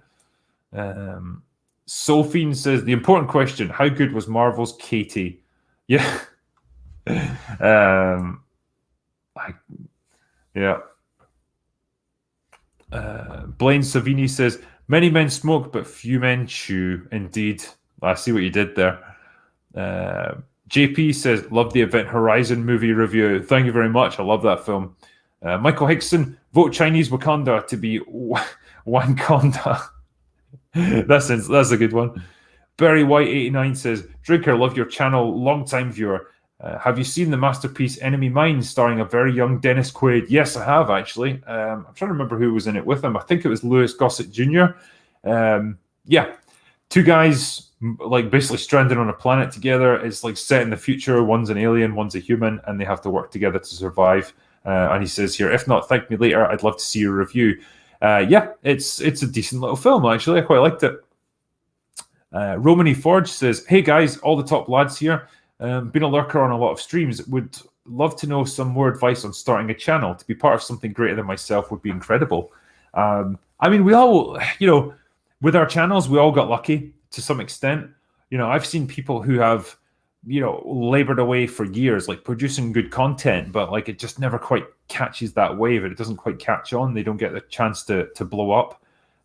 Whereas each of us, I guess, had something that we did just really take off, and as a result, the channel catches it. And I guess you just have to be ready for when that happens and take note of what people really enjoy about your work, and then just find a way to do more of that. I guess there's no kind of magic formula for succeeding on YouTube or anything like that or anything else. It's just a little bit of luck and then putting in a bit of hard work to really make the most of it. Romany Forge says, hey guys, talk all this. Oh, sorry, I've got that one. Yeah. Soulman117 gave me $20, so thank you, my friend. XSL says, what if be better a year ago with rewrites? I think some of them could definitely use rewrites. Yeah. But ultimately, fuck it. It's just like they say, it's a what if. It's just like random scenarios that are never actually going to happen. Soulman117, howdy, Mr. Drinker, sir. Have you ever read the Flashman series by George MacDonald Fraser? It seems like something you'd be right into. Was even a movie with Alex from A Clockwork Orange. Shit, Malcolm McDowell. Yeah, I've never read the Flashman books, but I do know of the character. Apparently, he's just an absolute badass. So I like the idea of it. Seraph of Endymion says, Bolstrek, why does JXC hate you? I have no idea. I didn't know that Jay did hate Bolstrek. So I couldn't answer that one, man. Manny Gonzalez says, love your content, gents. Stay safe out there. We absolutely will. James Roganbuck says, group's opinion on Pandorum, sci-fi horror movie from 2009. I was kind of bored with it, if I'm honest. I don't remember too much about it, but I remember not being that taken with it. 2 + 2 is not 5 said, I was watching Mad Love from Batman Animated and found the Weasel licking the window of his cell just like the Suicide Squad. I was laughing so hard. Brilliant. I love that that's a little callback there. Wormy Spoon says, I am the Satsuma. Yeah. Reese Griffiths, tangerines aren't something one considers when balancing the universe, but this does put a tangerine on my face. I fucking loved that video. Like, Willie D says, can you speak to the fight scenes in Shang-Chi? People are praising the fight scenes, but in the previews, they look boring, sanitized, safe, and dull like an exhibition you'd see in a martial arts tournament. They are bloodless, I'll say that. So there's no gore to them or anything. It's all just very, well, sanitized.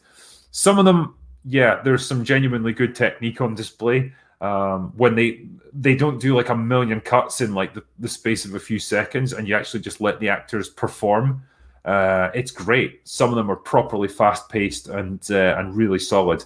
Others are just slow, and you can tell that they had to make a lot of allowances for the actors. So yeah, it's a real mixed bag of a film in terms of fight quality. But if you want great fights, watch something like The Raid. Fucking brilliant. Horace Dunn says, for some reason I confused Midnight's Edge with Mundane Matt. Forgive me, please. Yeah, I wouldn't imagine I'll be inviting him on my streams anytime soon. Mark says, guys, why are we talking about Shang-Chi when Spider-Man is coming out? Spider-Man! Yeah. Why are we doing anything when Spider-Man's coming out?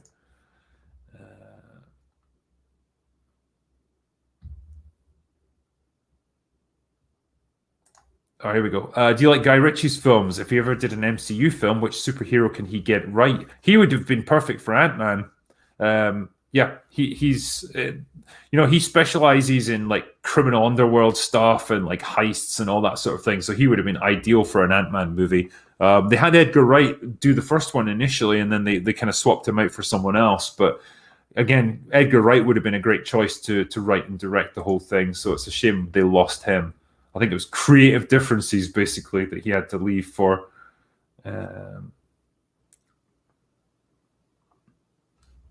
What's the next one? Yeah, Literature Devil here says, SJW comic ideology equals freedom to be ugly. Indeed, yeah. If the artwork's anything to go by now. I am not Starfire. I am a short, dumpy, ugly teenager. Marksman of 117B says, Andre, have you seen the trailer for the movie Mad God? Looks like a stop-motion masterpiece made by Phil Tippett. Looks absolutely wild. All you guys should see the trailer. Mad God. Okay. Rob Perez says, wait, is Ellie gay? Yeah, she might be. There's little hints. The Devil's Help says, can you please react to Kyle Dunnigan's Piss react to Empire Strikes Back? It's 10 minutes long, but you can spare the time on a 5-hour show. Thank you. Okay. Binary Surfer says, Drinker, Babylon 5, X-Files, and Dark Skies TV series. I remember that one. Reviews when? P.S. As laughing my tits off at Blizzard crashing and burning. Get woke. Well, you know what happens next. Yep, I would be quite interested to talk about Dark Skies, actually. I'm sure Jerry Ryan was in that as well. A very young Jerry Ryan. Taylor Haha69 says, you're all the greatest YouTube stars of my time. Love you all. Thank you. I very much appreciate it. Vesuvius says, please tell me you saw Rocky. Rocky, you can do it. Pick me up. Kevin Smith on YouTube by Cal Dunnett. Yeah, I did see that one. That was a thing of absolute beauty. Loved it. Vodka Nipples says, Drinker, you should have 1 million subscribers. Everyone do your part. Yeah, hopefully I'll get there one day. Guyver Jedi says, BBC UK, don't do it. BBC is cancer. Yeah, they're not great these days. Rhymes with Tangerine says, great stream. Thanks all. Thank you, my friend. Forest Ranger, Critical Drinker, what's your thoughts on the Moonfall trailer? I've not seen it yet. Look it up. Seems promising. The moon kills the earth. Fuck you, moon. Yeah, I'll need to watch that. Chris from Michigan, nobody likes the tangerines. The Doctor, Peter Capaldi. 0-hour discussions. Hail Drunker and all you awesome people. Any chance I can send an invite for an interview? Also, Resident Evil and recent Hollywood releases suck. Yes, they do. Yeah, let me know. Like, email it to me. If you can contact me through my business email, then I'll see what I can do for you, man.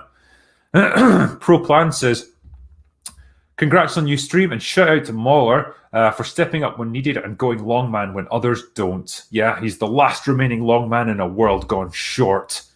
Spirian says, give me $5 for a Foxy super sticker. Thanks, mate.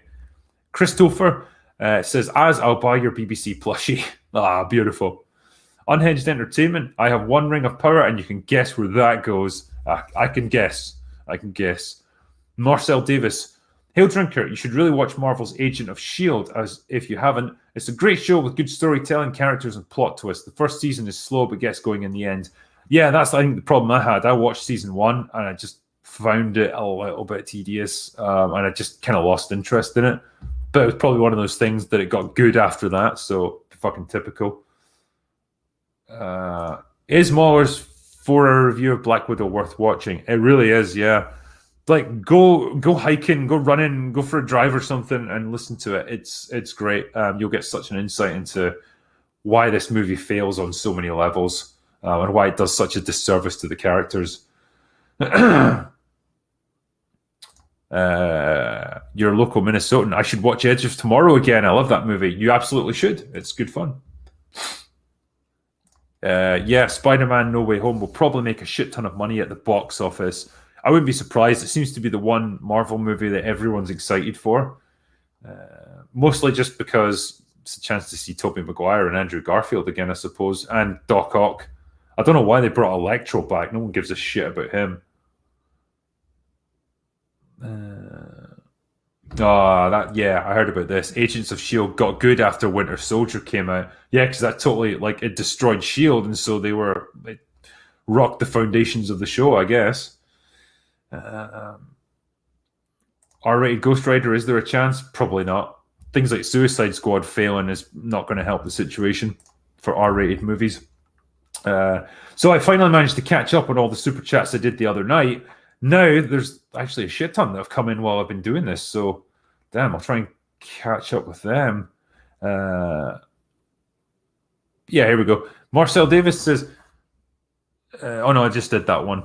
Aurora Boost says, have you ever tried Vino de Porto? It's a very good wine. No, I haven't had that one, actually. I mean, I've had most wines. Maybe I have drunk it and I've just forgot about it.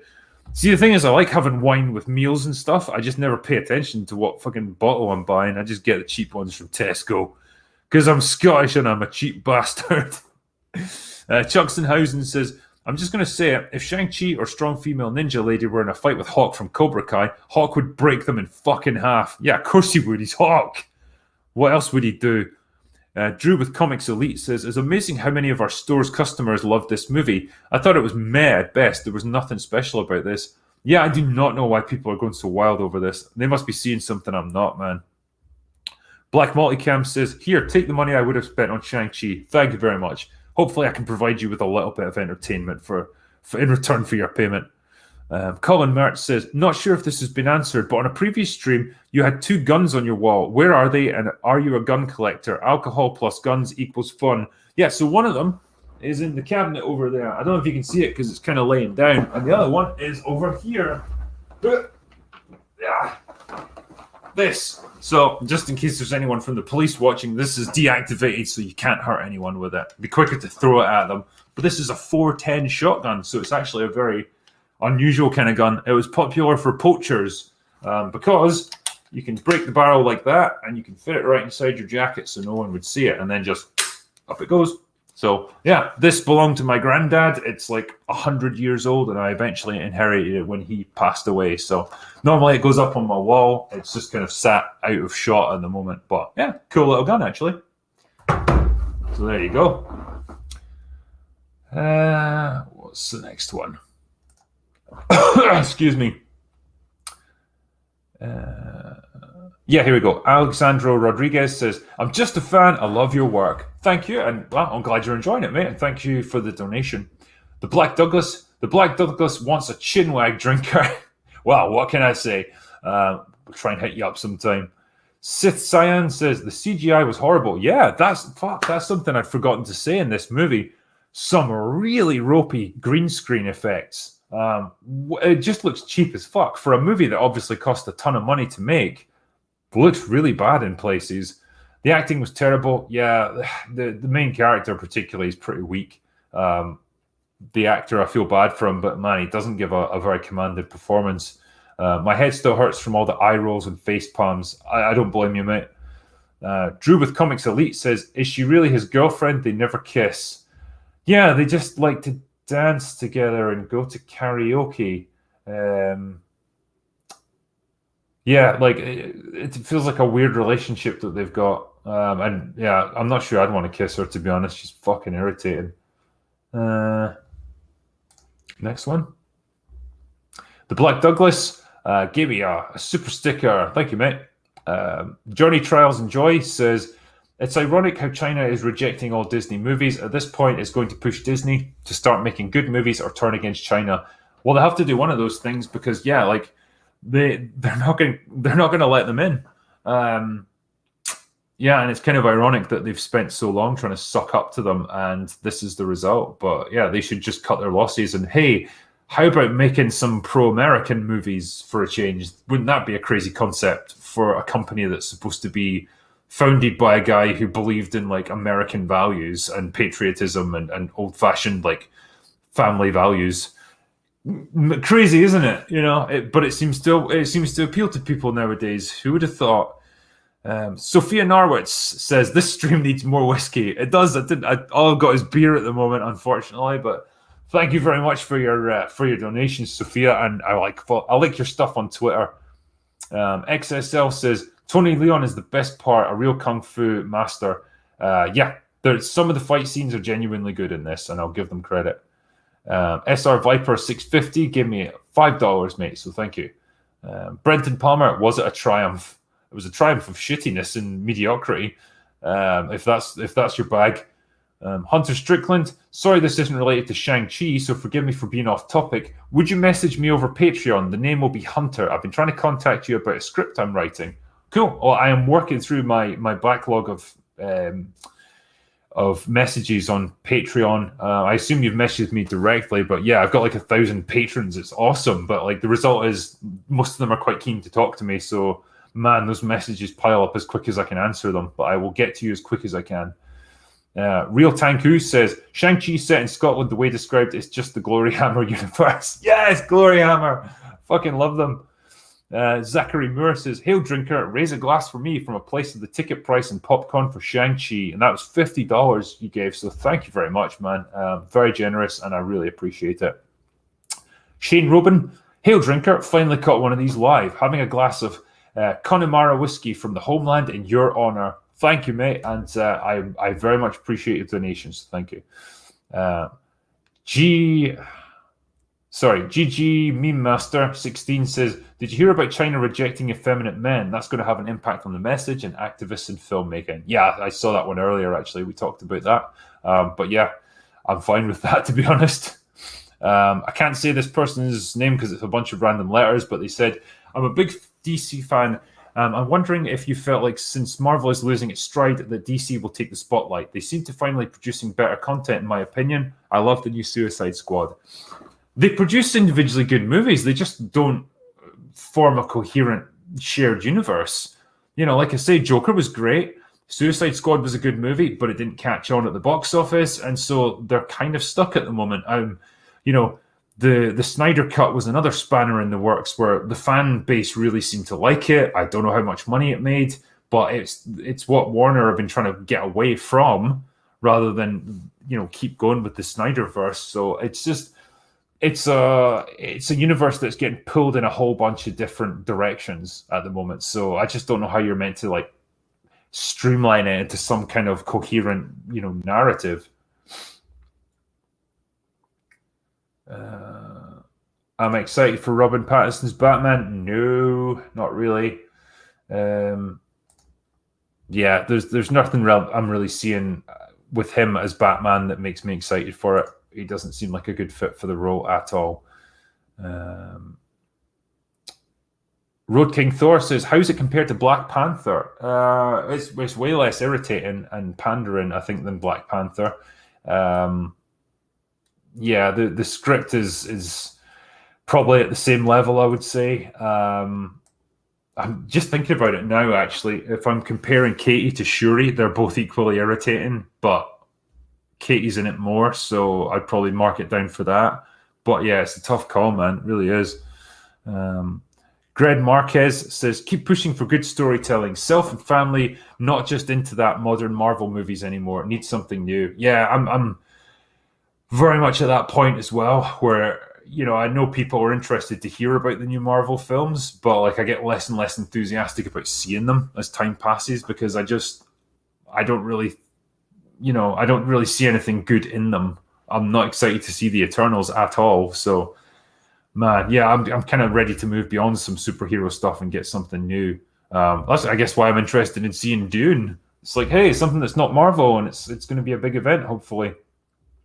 The Art of the Real says, I don't watch any of this new crap, but I'm interested in intelligent reviews of them. Well, you shouldn't be watching me then. I'm not very intelligent, but I'm glad you enjoy my content anyway, man. Thank you. Packet says, EFAP proved that TWS is objectively terrible. One of the worst... The Winter Soldier is objectively terrible. One of the worst of the MCU. Please watch their debate on it. I mean, I don't know, man. Look, I think for me, there's a difference between picking out plot holes or writing issues with something and then making that leap to say, well, okay, that makes it objectively terrible. Like, I think you can still appreciate a good film and say, yep, there's issues with this, but the fundamental story behind it is solid. So yeah, I would totally disagree that it's a terrible film. That kind of implies that like you're watching it and you just hate every minute of it, and you come out of it feeling completely cheated, which is, for me, a total misrepresentation of what the film is.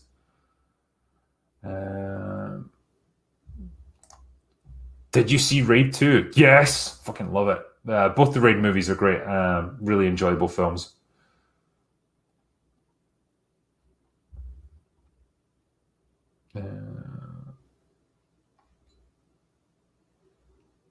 Should there be another Thanos-esque villain for Phase 4 and beyond? I mean, they're trying to set it up with Kang the Conqueror, I guess, but yeah, I just don't think he's going to be on the same level as Thanos. Doesn't Free Guy have some woke stuff in it? It does. There's like one comment about white privilege that just comes out of nowhere. I don't know if it's meant to be like a joke or something, but it lands about as well as a plane with no fucking wheels. Like, yeah, it comes out of nowhere. It just feels random as fuck, and then it's just dropped. And I don't know why they put that in there. Generally, it's all right though. There's a few little comments, but not too much.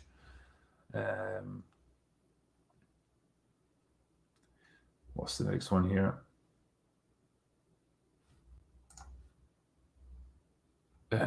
Yeah, sorry, I'm just refreshing the Superchat list. Yeah, Wormy Spoon says, you should watch a good martial arts movie like The Night Comes for Us, The Swordsman, or all 5 Ronin Kenshin movies, best live-action anime adaptations. Yeah, I probably should watch more martial arts movies. It's been a while since I've seen a good one.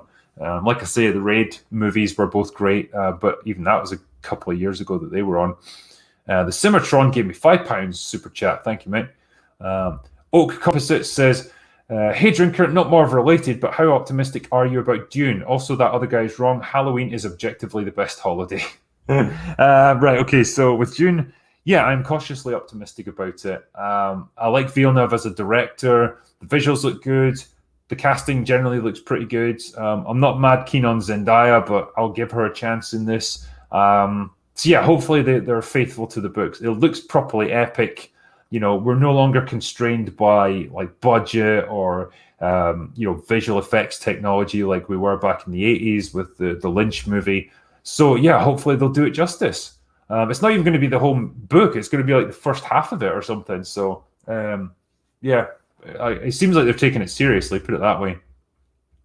Emery Kalami says, if you're watching this and enjoy it, then please do an upvote. Well, thank you. And yeah, if you get the chance, maybe give it a thumbs up. But I'll re-upload this anyway to my second channel.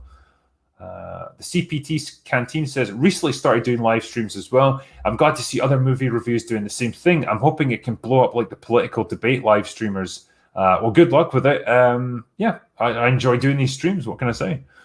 Super Fleece says, sup, Drinker, are you worried about Dwayne Johnson's Trouble in Little China as I am? I mean, is that actually going ahead? Like, I knew he was interested in it years ago, but I didn't know if it had actually gotten anywhere or not. I hope it doesn't. Like, again, the original movie was just great fun. Yeah, like, I love it for all its cheesy special effects and 1980s fashion and everything. Like, it all adds to the charm of it. And if you try to remake it now, I just don't see how you could improve upon it. Where else are you going to get another Kurt Russell? Like, you know, much as I love The Rock, he's no Kurt Russell, that's for fucking sure. Connor Huddock says, have you seen Escape from New York? Yes, probably my favorite Carpenter movie. Yeah, it's probably not my favorite. That would probably be the thing. But yeah, it's an interesting film. Quite slow paced for the kind of thriller that it is, but it's got a very John Carpenter feel to it. And yeah, Snake Plissken is just a great character. Professor Chaos says, I'm not a fan of how Marvel uses flashback scenes. I mean, I don't think they go over the top with them generally, so I'm all right with it for the most part. Kyle says, ever seen Hero with Jet Li? I believe I have. It was a while back, but yeah, I think I've seen it and quite liked it. Like, Jet Li is just one of those fantastic martial arts actors. He's a great guy. Greg Marquez says, I've noticed that dystopian future movies have fallen to the wayside. I wonder why. Yeah, why make fiction out of reality? Like, that's where we're at now. Jeff Kaiser gave me $5. Thanks, mate. KY Han says, in your opinion, what is the one consistent mistake that MC flicks make on the writing end, particularly in terms of actualizing their characters? I mean, in terms of their storytelling, it's usually like the over-reliance on the whole like portal to another dimension that has to be closed before it's all too late. In terms of their characters, usually an over-reliance on humor. Definitely, like some movies do a better job of it than others. Just balancing out the humor with drama, but yeah, quite often the MCU goes too far in that other direction, and it kills the tone of whatever scene you're working with. Shang-Chi is a great example of that, where the tone is all over the fucking place. Such a chaotic film. Indiana Pons says, "Hey Drinker, love the reviews and content, and you give my podcast a shout out. Good times with bad movies on YouTube, iTunes, and Spotify." So yeah. For people watching this, if you want some podcasting about movies, then go to Good Times with Bad Movies. You can find them on YouTube, iTunes, and Spotify. Michael Storm says, "Hello from Bulgaria." Hello to you, Michael. Recently, I discovered that modern movies depress the heck out of me. Yeah, you're not the only one, mate. So I watched Spider-Man 2, and I swear it helped me mentally. Good. I mean, it's maybe not what I would pick. Oh, wait, are you talking about the original Spider-Man 2 from, like, you know, the 2000s? If so, great. Yeah, I wasn't such a mad keen on Tom Holland's Spider-Man 2. But, man, there's just too many Spider-Men. It gets confusing. Beacom says, "Drinker, all men want to be you. Naturally, all women want to be with you, of course. No comment about the film other than a simple thank you. Love your channel and discussions. Keep up the great work. That's all I have." Well, that's all I need, to be honest. Thanks, Beacom. The Blaze says, "I would love a Drinker review on Django Unchained. It's one of my favorite Westerns." Give it time, and I'll get there. Sergio Iglesias says, 5 shows you would recommend to a guy that just got out of a coma that he was in for the last 15 years. Shit, man. Invincible would definitely be one of them. The first season of The Boys, Chernobyl as a kind of mini series, definitely would recommend watching that. What else? I'm wondering Rick and Morty. Yeah, but maybe a Rick and Morty for a good laugh. And did I already do The Expanse? If not, then yeah, that as well. Probably those would be my recommendations. RRTNZ says, "Hail Drinker, alcoholic author and author of Analysis." Nice one. "Listening live on my day off. Alliteration aside, I hope you'll look at Dodgeball, parody of sports films and a critique of comedy tropes. Cheers." Yeah, Dodgeball, great movie. It always gets lumped in with that Tropic Thunder sort of period for me. For Ben Stiller, played a great character in Dodgeball, obviously. And yeah, it was just a good, really funny, solid movie. So yeah, I quite liked it. Play the high note. "Hey Drinker, love your Tomb Raider video. I'm glad you did a video on the fall of that franchise. Would love you to do a stream with the game statistic on Tomb Raider." I quite like his stuff, actually. He did a fucking epic review of Shadow of the Tomb Raider. It was like 3 hours long. But it was really good. Like, the guy really knows his stuff, and the amount of research he does is incredible.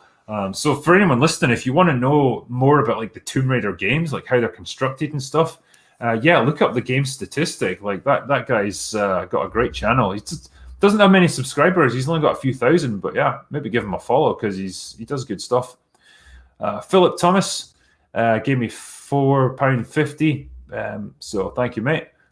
Ficton's Business says, "What are your thoughts on the new Batman movie coming out in 2022? Seems pretty promising, but cautiously optimistic about the whole thing. Any thoughts?" I said before, I'm not a huge fan of Pattinson as Batman, so I'm pretty muted on this one. I mean, the look overall looks okay.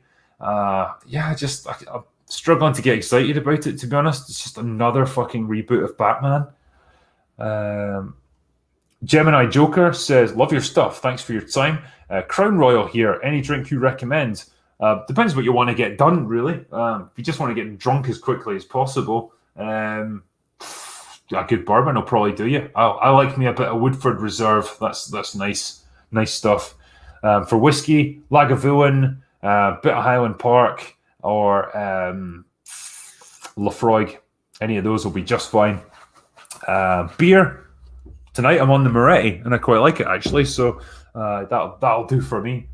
I also like Peroni as a beer. Nice. Jeff Kaiser says, always appreciate the way you spread entrails of eviscerated creativity from the rotten cheese modern corporations toss out way as a Chateaubriand. Nice. Fucking that's the comment of the day. Like, I love it. Yeah, I'm glad you enjoy my stuff, man, and I enjoy skewering shitty movies.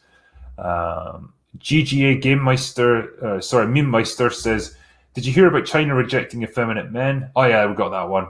Yes, I did hear about it, and I'm fine with that. Dean Scott gave me £5. Thank you, mate. Alex Jackson, keep up the good work, drinker. Ex-Brit says, good day from Australia. Yeah, good day to you, man. And man, it sounds like you're having a tough time over there with all the lockdowns. It's pretty extreme what they're doing there. Police like beating the shit out of people in the street. I thought Australians were laid back, man. But yeah, I hope it settles down for you. Dean Scott, drinker, thoughts on Peaky Blinders series if you watched it, and would you do a video on it? Yeah, great show. Cillian Murphy's awesome in it. I love that time period as well, like the 1920s. Like, I love the look that people had back then. You know, I love how fucking even gangsters were like well dressed in like waistcoats and overcoats and everything. They look awesome. Yeah, the acting's great in it. The storylines are good. The look and feel of the series is awesome. So yeah, Peaky Blinders gets a vote for me.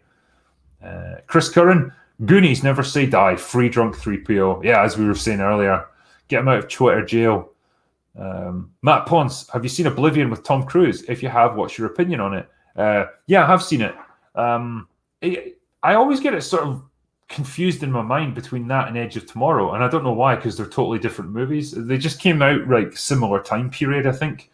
I liked Edge of Tomorrow more than Oblivion, personally, but yeah, I thought it was an okay movie. Quite a small cast, obviously. It's very isolated around these small group of characters, and I like some of the revelations towards the end. I must rewatch it so I can do a proper review. Emery Kalam says, good news, virgins. Drinker says 25 of you can leave. Starts chainsaw. Yes. Nata X says, hey, Drinker, just wondering your opinions on Deep Space Nine. Have you seen it all? What are your thoughts on it?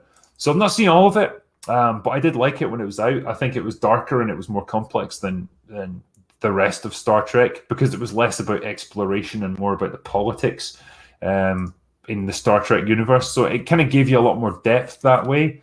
I was just never in love with the concept of it. I much preferred, like, you know, TNG, where they're actually out exploring rather than just stuck in one place. But yeah, I do know that it had some incredible episodes and some great writing to it. Chris Estrada says, Drinker, have you or would you consider reviewing two of my favorites, Natural Born Killers, Fear and Loathing in Las Vegas? Both fantastic films, and yeah, I'd be happy to review either or both of them. Jonas Larson says, Drinker, we can all imagine seeing you in the closing scene hero walk of Buckaroo Banzai. that fucking movie was incredible. And yeah, that dance at the end, man, brilliant stuff. Don Graham gave me £1 super chat. Thanks, mate. Brown Gaijin says, can I recommend Barry Gordy's Last Dragon? You can indeed. Yeah, I would happily look at it. Dean Scott, Drinker, thoughts on Peaky Blinders series if you watched it, and would you do a video on it? Yeah, I seem to be getting repeats of these super chats, but yeah, I definitely have seen it and liked it. Marksman of 117B, have you seen the short movie SCP Overlord on YouTube? It was kickstarted with 20k and looks amazing. A great watch, and proof budgets don't replace skill. I mean, I definitely believe that. I've seen some amazing shorts on YouTube, but yeah, I've not seen that one, so I need to have a look. PA Grunt says, you made it, my friend. Facebook fan page, Critical Drinker drunk posting. Love you, brother. Yeah, apparently there's a fan page for me on Facebook. I've never joined it because it would feel weird to join my own fan group page. I don't know what I would do if I was there. NGO YYY says, what's your favorite Western and why? Mine is Tombstone, because it felt like the villains were not just people to kill. Also, Val Kilmer was amazing. Yeah, he was playing a great character. Yeah, I like the Clint Eastwood Westerns. I like some of the later ones, like Unforgiven was a great one. I love Pale Rider. I thought that was a great movie. I like the Dollars trilogy, like great spaghetti Westerns. Yeah, stuff like that. I think I kind of like the later ones. I did like John Wayne's last one, The Shootist. That was his final Western and his final movie, actually. He was dying of cancer at the time, playing an aging gunfighter that was also dying, so very close to home. But yeah, those would be my picks, I think. Hey Momo says, have you read The Wheel of Time and have you seen the Amazon trailer for the series? So no and yes. Haven't read the books, but I've seen the trailer. Didn't love it. Didn't have much to compare it to, unfortunately. Patior gave me $5 Canadian. Thank you. Joshua Levesque says, love you, drinker. Here's 2 more live streams, man. Here's 2 more live streams. Thank you. Appreciate it. The Black Douglas throws the drinker down the well. Fuck, where's this going, man? Sean Fitzpatrick, have you done anything on Battlefield Earth yet? If not, you're missing a softball and love to see you do that. That's all I got. Yeah, it's one of those movies that it feels like it's so easy to mock because it's so insanely bad that I don't even know what I could add to it. John Doe says, drinker, I can't afford full frontal, but how about a wind-defeated kilt scene or just some boxers or tightly whitey brief pouch? OnlyFans when? Asking for a friend. Just kidding. Love your mind, dude. Keep the fun flowing. I'll do my best to keep the fun and the booze going. Thank you for the donation, mate. Sebastian Svensson says, drinker, have you seen The White Lotus? If so, what did you think? Cheers, mate. No, I've never seen that, I'm afraid, so I don't know, man. Sander Brands gave me €5. Thank you. Don Graham. Okay, I'm curious. What's your favourite movie scene and why? It will come to you immediately. Fucking hell, man. That's a hell of a thing to try and pick out. Like, one particular scene. I mean, one of them for me is... Yeah.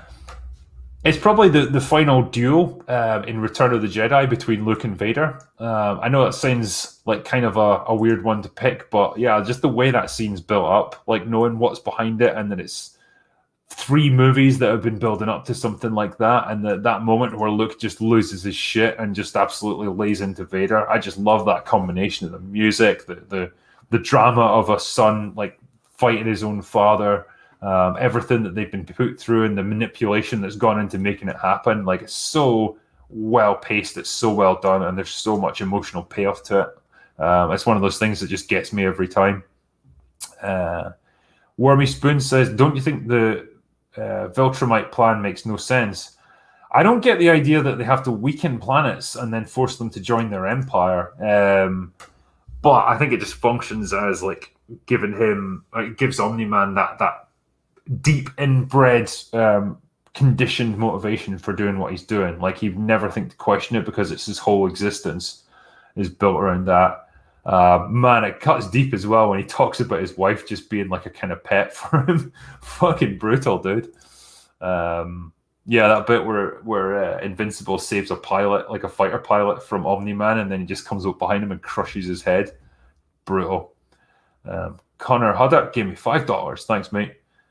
Jason Clifford, hail drinker, can I get your best unknown virus of unspecified origins? It cracks my kids up every time. The unspecified virus of unknown origins. I don't know if I still have to do that. I think I probably do. I'll get like banned from YouTube if I use the actual terminology. Jacob Babcock says, I'm in the minority, I guess. I like Shang-Chi. In the first 2 minutes, I forgot it was a Marvel movie. His sister was the worst character, with Aquafina the second worst by far. The after-credit scene was hella predictable. Yeah, totally. Both of those characters were annoying for me. Jack Prefortis, Ellie's gay, by the way. Thank you. What says, I would love to have your take on Road to Perdition, Paul Newman's last live-action movie. Yeah, great performance from Newman in that. And yeah, really interesting movie. It's like, for a Tom Hanks film, great stuff. Mike Robbins, I heard you mention JRPGs. Ever play Wild Arms? I must play if you're a fan of classic Western genre films. Yeah, I remember Wild Arms from back in the day. God, that's like a PlayStation era game. Never really got around to playing it myself, though. I was more into the Final Fantasy ones. Dean Scott says, drink your thoughts on Peaky Blinders series if you watched it, and would you do a vid on it? Man, this is a recurring one. Hunter Strickland, hey drinker, I reached out to you on Patreon about script and writing. Would message me back. The name on the account will be Hunter. Yep, as I was saying earlier, I definitely will. New speaker, hi drinker, you look dashing with your sunglasses, but your eyes are just magical. I was just curious about whether you have enjoyed P.G. Wodenhouse novels or Jeeves and Wooster TV show. I remember the Jeeves and Wooster show from back in the day. That was a very young Hugh Laurie back in the day. I haven't read the novels though, I'm afraid, mate, so I don't know. Sander Brand says, Drinker, please review Memento, Predestination, Fight Club, or Equilibrium. So, done Fight Club already, so you can see my review for that. I would happily do Equilibrium because there's a lot of things you could say there. And Memento, yeah, a great film. So, yeah, I'd happily do that. Mark Garuso says, that's all I have for today. Go away now. As always. Lord Zaris says, what are your thoughts on Kylo and Rey's first fight? Seeing how Kylo was injured before he fought her with Chewie's weapon. Yeah, that's what I was talking about earlier, how I don't really buy it as a reason for him losing that fight. I just think they didn't want to see Rey lose. He didn't seem to be hurt based on how he was moving. Homerostasis says, Drinker, you inebriated something of something or other. Wanted to say thanks for all the great content. Keep up the great work. Thank you, mate. And, thank you for your donation, man. I really appreciate all of this. Philip Thomas, have you seen the Jarodowski Dune documentary? We nearly had a Dune starring Orson Welles and Salvador Dali. Yes, I did talk about that briefly in my video for the trailer breakdown. Yeah, that was way back in the 70s they were trying to make that happen, but they just couldn't get the budget together for it. So Christ only knows what that would have been like. Bogdan Thomas Salai says, the thing about Amber and Invincible is that they're following the comics. Trouble is they missed the part where she's a white blonde chick. Yeah, funny that, eh? Yeah. I don't think it would make the character less annoying. It's just another random race swap. Volcanicus Rex says, I'm a trucker and I just finished listening to Shadow Conflict. I was wondering if you have any more books planned out after Ryan Drake or if you're sticking with YouTube for now. Yeah, so I've got another book coming out next year. It's called Dark Harvest. Fuck, I actually need to get doing some edits for it. But yeah, that's planned to come out next year. So that's a standalone novel. After that, I'm not sure what I'll do. But, I like writing books. So I don't think I'll ever give it up. But damn, like YouTube does take up a lot of time now. Here's one. Drinker, you inebriated idiom of intellect. When are we getting more episodes of Production Hell? We'll definitely do more because, yeah, there's so many movies that have had fucked up productions. Cole Silver, any chance you think No Time to Die will be good? I love True Detective Season 1, and I think Cary Fukunaga is a phenomenal filmmaker plus Rami Malek. I do like Rami Malek, good actor, and he's really grown on me over the years. As for the movie, it's funny. The most recent trailers, they have really played down Lashana Lynch and her character. It's much more about Bond, and it's almost like they've taken on board the feedback people have been, yelling out across the internet for months. Like, yeah, we don't like her. She comes across as an arrogant arsehole, and it makes Bond look an absolute pussy. So they're doing everything they can to big him up now. But man, I just think it's going to be too little, too late. And I just don't think Bond's allowed to be Bond anymore. So yeah, I don't have much hopes for this. Plus, fucking Daniel Craig just seems bored. Bear Business One says, first Quigley Down Under, now Invincible. So respectful and repeated pestering gets the drinker to watch stuff. Interesting. Yeah, it does help. I mean, damn, man. There was obviously something to Invincible because so many people were talking about it. So it was worth my time for sure. Steve O'Devil says, hail drinker, have a drink on me. Thanks, mate. I will. Takemi Isle of Man Network says, try Nika Single Malt Yoichi from Hokkaido, Japan. Very smooth and easy drinking whiskey. The Nika Miyaki Kyo is great as well. I'm butchering the names, but yeah, I have had the occasional Japanese whiskey, and it's generally been really good. Like, their quality control is incredible. Alexander says, Operation Y and Other Adventures of Shurik has the most glorious blackface in movie history. It's free on YouTube, the 2640 timestamp. I'll need to look that one up. Sergeant Stick, just started your second book. Love them so far. Excellent, and I'm glad you're enjoying them, mate. Thank you. Dean Scott, thoughts on Peaky Blinders, and will you do a video on it? I do like it. That's like your fifth time of asking, so don't worry. Megatron Prime says, hey, you and EFAP should do a video on Turf Nation and his video on you. The guy is an SJW clown. Honestly, man, like, I've heard about this. I watched a couple of minutes of it at one point. It's not cool to punch down at small channels like that, even if they're being assholes. And really, it's just going to give him more attention, which is, I guess, what the guy wants. So, yeah, I'm just not going to do it. I'd rather just ignore the guy and let him do his thing. Sean Fitzpatrick says, what do you consider the worst movie you've seen? Have you seen Battlefield Earth? I have seen Battlefield Earth, and it's pretty disastrous. I honestly think Island of Dr. Moreau might be the worst. Not just because of the ridiculous shit that went on behind the scenes, but just it's borderline unwatchable. That movie is god-awful. So yeah, that would probably be one of them.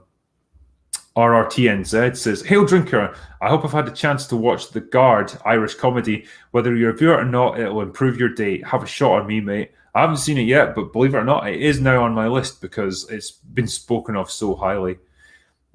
Lady Gravemaster says, I blame YA for this mess. At least men who peaked in high school talk about the good in the bar and it stays there. These wine moms have infected IPs with their power fantasy of everything. Everyone worships them via their bland 16-year-old selves. That is so fucking true, by the way.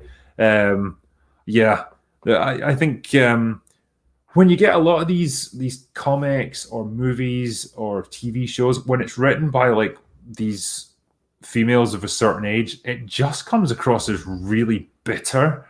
Like they really hate the people that they're writing to or writing about. And yeah, man, it's just... It comes across as just like a revenge power fantasy. It's really kind of unpleasant. RP Gamer says, my man, really love your insightful reviews. Learn a lot from them. Keep up the good work. Thank you, mate. And that was for $100. So, gosh, thanks for the generosity, man. I really appreciate this. And, man, I'm glad you're enjoying my stuff. Echoes of the Ancients. I don't care if people laugh at me. I like Pitch Black and Chronicles of Riddick. What do you think, Drinker? I like Pitch Black as well. Chronicles of Riddick, a little bit of an uneven movie, and it seems to have two different elements that don't really mesh together, like the crazy like Warhammer in space idea of the Necromongers, and then Riddick like fighting his way across like planets, like trying to do like Pitch Black again. Those two things are just miles apart, and there's no way to mesh them really into a good story. So I think the Chronicles of Riddick kind of fell down for me. That being said, it's fucking poetry compared to what we get nowadays.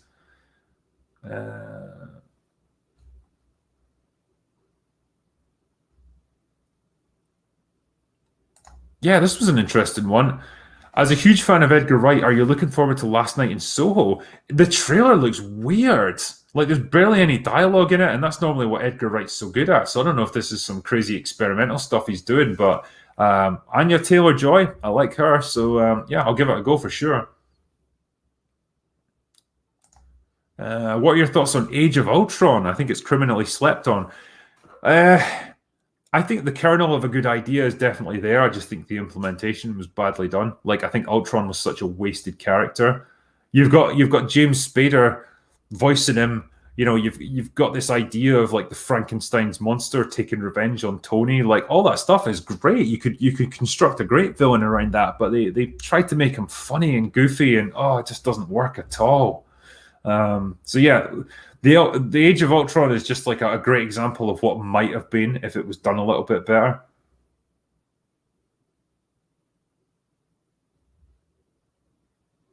All right, just give me 1 second here. I'm just looking through the chat here.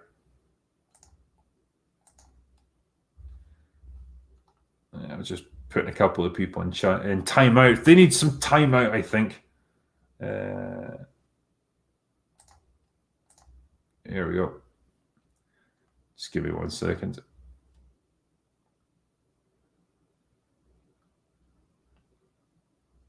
Yeah, there was a couple of people spamming chat, so I got rid of them. I think that's it. All right. Goodbye, spammers. Okay, that's it, I think.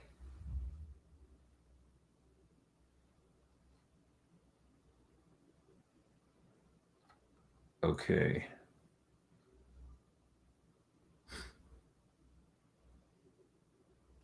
Yes, this is a good example. Did he do a World War Z production? Hell, no, I haven't done it yet, but yeah, that movie had some real problems. Did they not have to basically reshoot the entire end of it because they just couldn't figure out how to end it? And it's such a disjointed film, but it's a shame because like some of the set pieces are great. Like the attack in Jerusalem is brilliant.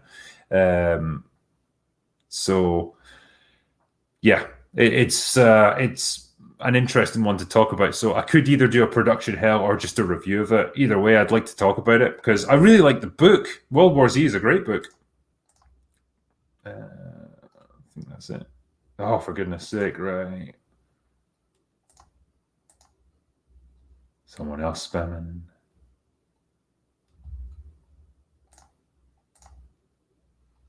There we go.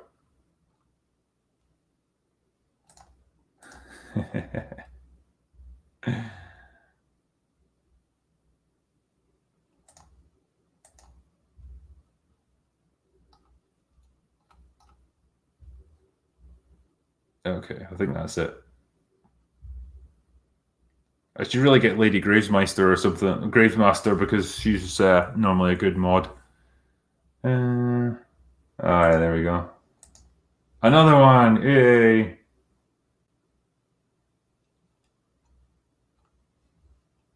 Just have to do a little bit of policing on chat here. I'll just block some of them.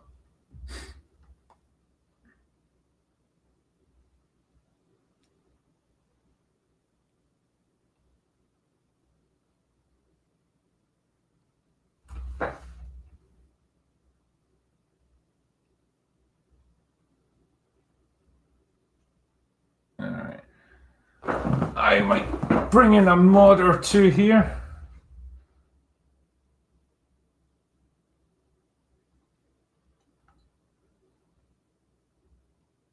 Alright, Grammy, I'm going to give you a wrench.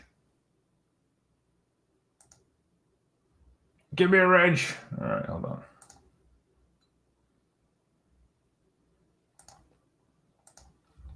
Alright, give me 1 second.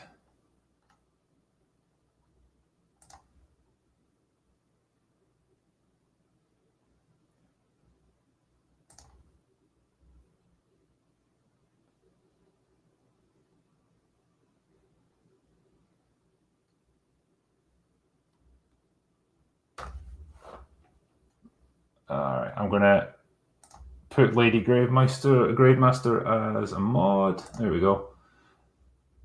You should be able to mod now. Apologies everyone for the delay. But it's kind of a pain if there's just people spamming chat, so.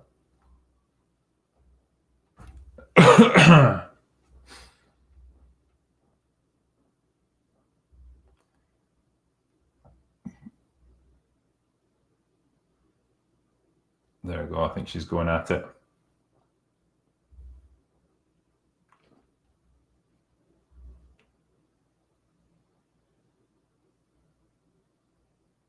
Yeah, I think when you get spam like that, it's usually just a bot that's set up. So if you kind of delete one or block one, they'll just set up another one immediately. So I think it's pretty much all right now. Yeah, I must convey my thanks to Lady Gravemaster. So thank you for modding. I'll add one or two others as well. Hold on, just so that's. Where is it?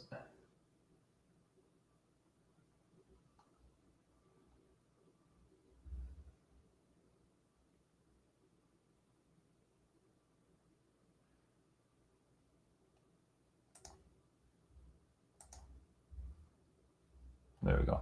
That is someone else as well. Okay, cool. Thanks, guys. So I'll carry on. Apologies for that delay. Right, Larry Bernard says a lot of it is about the corporate culture. Me SJWs in production positions. SJWs have drama and fight with other people, so only teams composed of all SJWs have minimal workplace drama. I don't know, man. I kind of feel like they would end up fighting amongst themselves eventually. But yeah, you're probably right about that. They just basically piss and moan until they get their way. That's why I love just working for myself. It's great.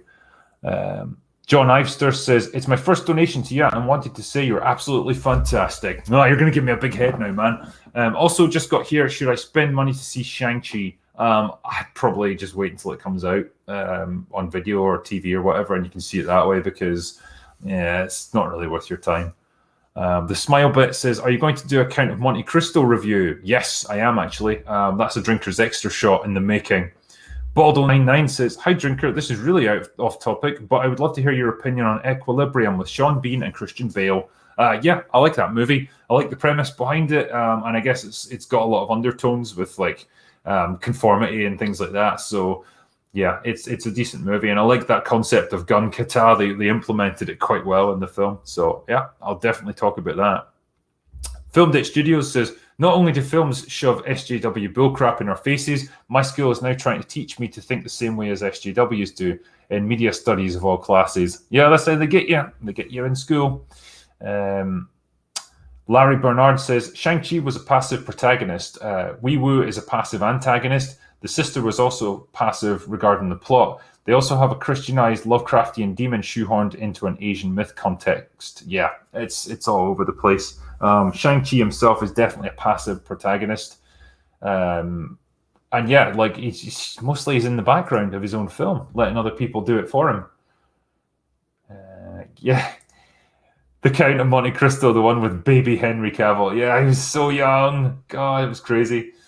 All right.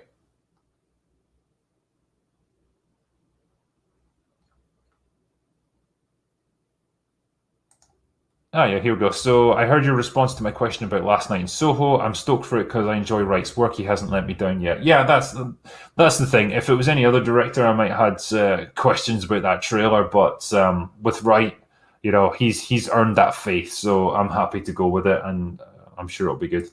Bullet Bourbon. Yeah, it's good. It's great stuff, and it's great stuff to drink. Gives me a headache though for some fucking reason. I don't know why. I don't know if there's something in it that's a bit different.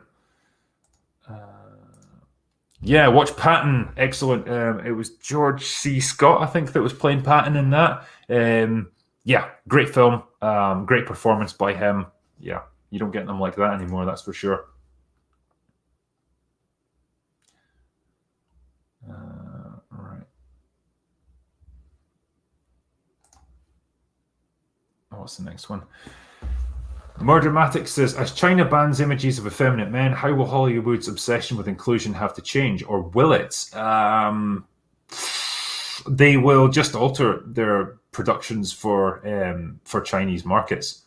So whether it's like the Star Wars movie where they made a big deal about like a lesbian kiss being in it, and ultimately it was like on screen for 1 second and it was in the background, so it's nice and easy to cut out. They'll just do things like that, so it can be readily retooled for the Chinese market. Diary of Jane 22 says, Drinker, have you ever played through Red Dead Redemption 2? Some of the best writing in anything I've ever seen. Appreciate you, man. Yeah, fantastic writing. Great game. The size and scope of the world in it is just incredible. So yeah, love it. And there's something just really relaxing about just going out and seeing what's out there. Like you're in this beautiful Western setting. Love it. Yeah. What's the next one? Cameron Turk says, hey, Drinker, it's Cameron, your friends of your friend. Fuck yeah, I remember that. We were out drinking, and there you were, man. Loved meeting you last week, by the way. Here's my support. Loved your recent mummy video. Cheers, mate. And yeah, it was really good to meet you. I hope you got home all right that night. Brown Gaijin says, where does the Corruptor rank in cop movies? I don't know, man. I haven't seen the Corruptor, so I could not tell you. Hannah says, do you have a girlfriend other than Tatiana? Well, that would be telling. And Tatiana takes many forms, so leave it at that. Jake Turner says, Drinker, any chance you'd ever consider reviewing or recommending novels in the future? Check out Inhuman by Eric Leyland, badass read.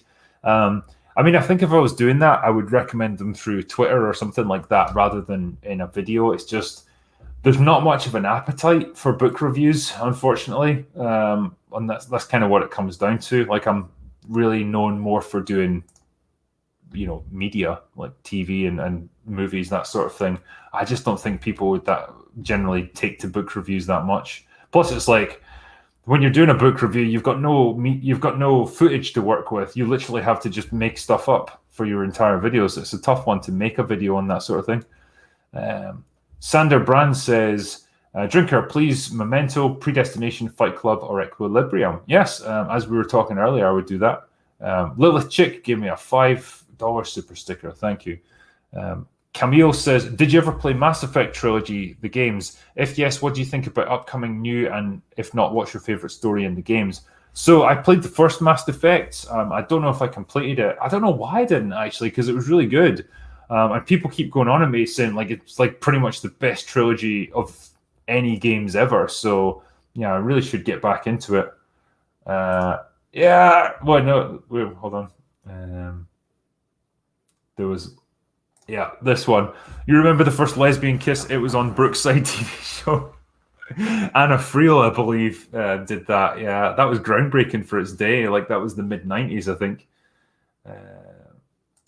But yeah, it was quite a time. What's the next one? The CPT's Canteen says, why are you sober right now? Also, would love to see a review of the new Cinderella. Oh, God, that looks absolutely terrible. Why am I sober right now? I kind of ran out of booze because I've been streaming for so long. I've actually sobered up as I've been going. So I am sorry. I just can't like walk away from my computer and go get another drink. So I'll just have to make do.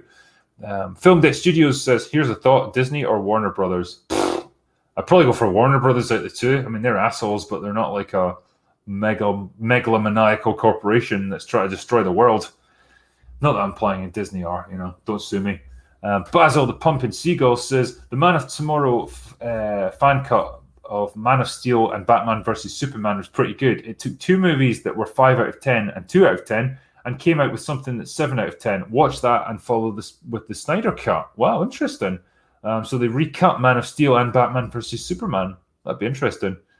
Anthony McGrath says, some pounds for Buckfast and Toilet Duck. Always a good combination. The What If with Doctor Strange was a refreshing change from the other three that seem intent on sending the message. I feel those episodes are the test beds to try political tones. Yeah, absolutely. I honestly think if they do an Iron Man one, it'll bring in like Ironheart or something. And they're going to see how that lands so they can do a movie of it. Curtis D of Montana says, Hail Drinker, have you seen the movie Thunderbolt and Lightfoot? It's a good Clint Eastwood and Jeff Bridges film, filmed in Montana where I live. No, I haven't actually. I don't think so. No, I'm not familiar with that one. Crimson ID4 says, was Shang-Chi shown to be immortal, much like Black Widow in her movie? More or less. I mean, he can take ridiculous amounts of damage. So yeah, there's plot armor galore in this movie, put it that way.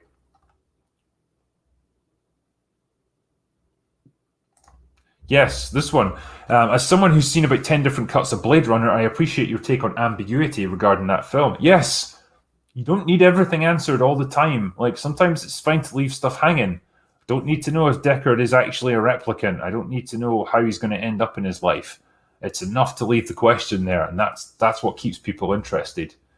So yeah, I'm glad you appreciate that.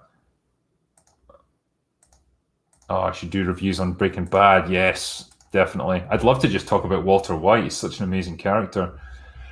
Gaming Stork says, what are your thoughts on Indiana Jones 5? Not much. I don't want this film to get made. I don't want to see 80-year-old Harrison Ford hobbling around. I don't want to see Phoebe Waller-Bridge and her goofy face fucking up the movie. Yeah, I just don't see how anything good's going to come out of it, especially if Kathleen Kennedy's producing it. So yeah, it's just got disaster written all over it. Electric 7718 says, who are your favorite authors? I mean, I don't have many at the moment. Like I've said before, I love Clive Cussler adventure novels. They always like are a good, reliable thing. If I'm away on holiday or something, I need a book to read. That would probably be my author of choice. Just things like that. I'm trying to think of other ones that I particularly follow. Most of the time, I'll just pick individual books rather than sticking with one specific author. You know what I mean? Like, there's not like one particular series that I'm wed to or anything. Uncle Salty 71 says, when are you doing The Princess Bride? Yeah, brilliant movie. Please don't ever remake it. Brenton Palmer, the drinker plushie, shut up and take my money. Yeah, well, I'll let you know when it's available, mate. Roman Grinvich says, I love your content as always. Proof that a truly objective art characteristics exist, contrary to modern belief. Rare quality nowadays. Keep it up, mate. Here's some money for the alcohol. Thank you, mate. And I very much appreciate that. Let me just refresh so I don't miss any.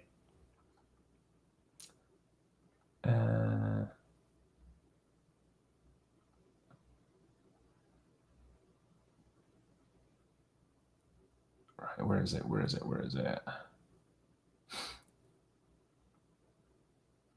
Oh, wow, there's loads that's come through while I've been talking there.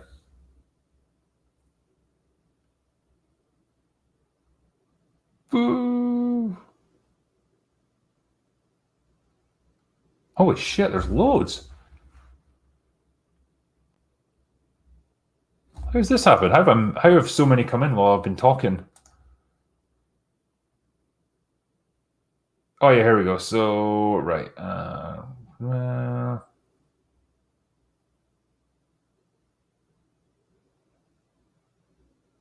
Yeah, here we go. So, Basil the Pumping Seagull says, Basil's guns are not deactivated. Well, lucky you. Unfortunately, we have different laws here. Craig Life says, thank you for helping me through 2020 along with Razor Fist, Nerdrotic, as Just Some Guy, EFAP, and Geeks and Gamers. Also, thoughts on Mandy with Nicolas Cage. Look, that movie's great. It's absolutely batshit crazy. Nicolas Cage just going full Cage. Yeah, what's not to like? It's like some psychedelic nightmare, drenched in blood and neon and stuff. Great film. It's just a brilliant Nick Cage movie. Grimy says, I don't usually catch your live streams due to the time difference. Please do a review with Bearing. Okay. Yeah, well, I'm glad you caught this one, man. And yeah, I'll see what I can do. Big Daddy MRI says, watched Last of the Mohicans a few days ago. I'd love to do a review of that movie, or I'd love for me to do a review of it. Great score and brilliant acting, fine screenplay, and excellent cinematography. Could you schedule this also? Thanks. Cheers. Yeah, it's a weirdly sort of hypnotic movie that, like, the cinematography is fantastic. Daniel Day-Lewis is just incredible in it. Like, he obviously commits 100% to his roles. And yeah, some of the battle scenes are just remarkable, like huge scale to them. Yeah, and it's gory as fuck, so that always helps. Wormy Spoon says, way to rat your grandpa out for poaching their drinker. He's dead now, he's not going to mind. Oliver Jackson says, have you tried the whiskey White and Mackay? Yeah, I've had it. I don't drink it often, to be honest, but it goes down fine. I think it's a blended, as I recall. Adam S. gave me a super sticker. Thank you, mate.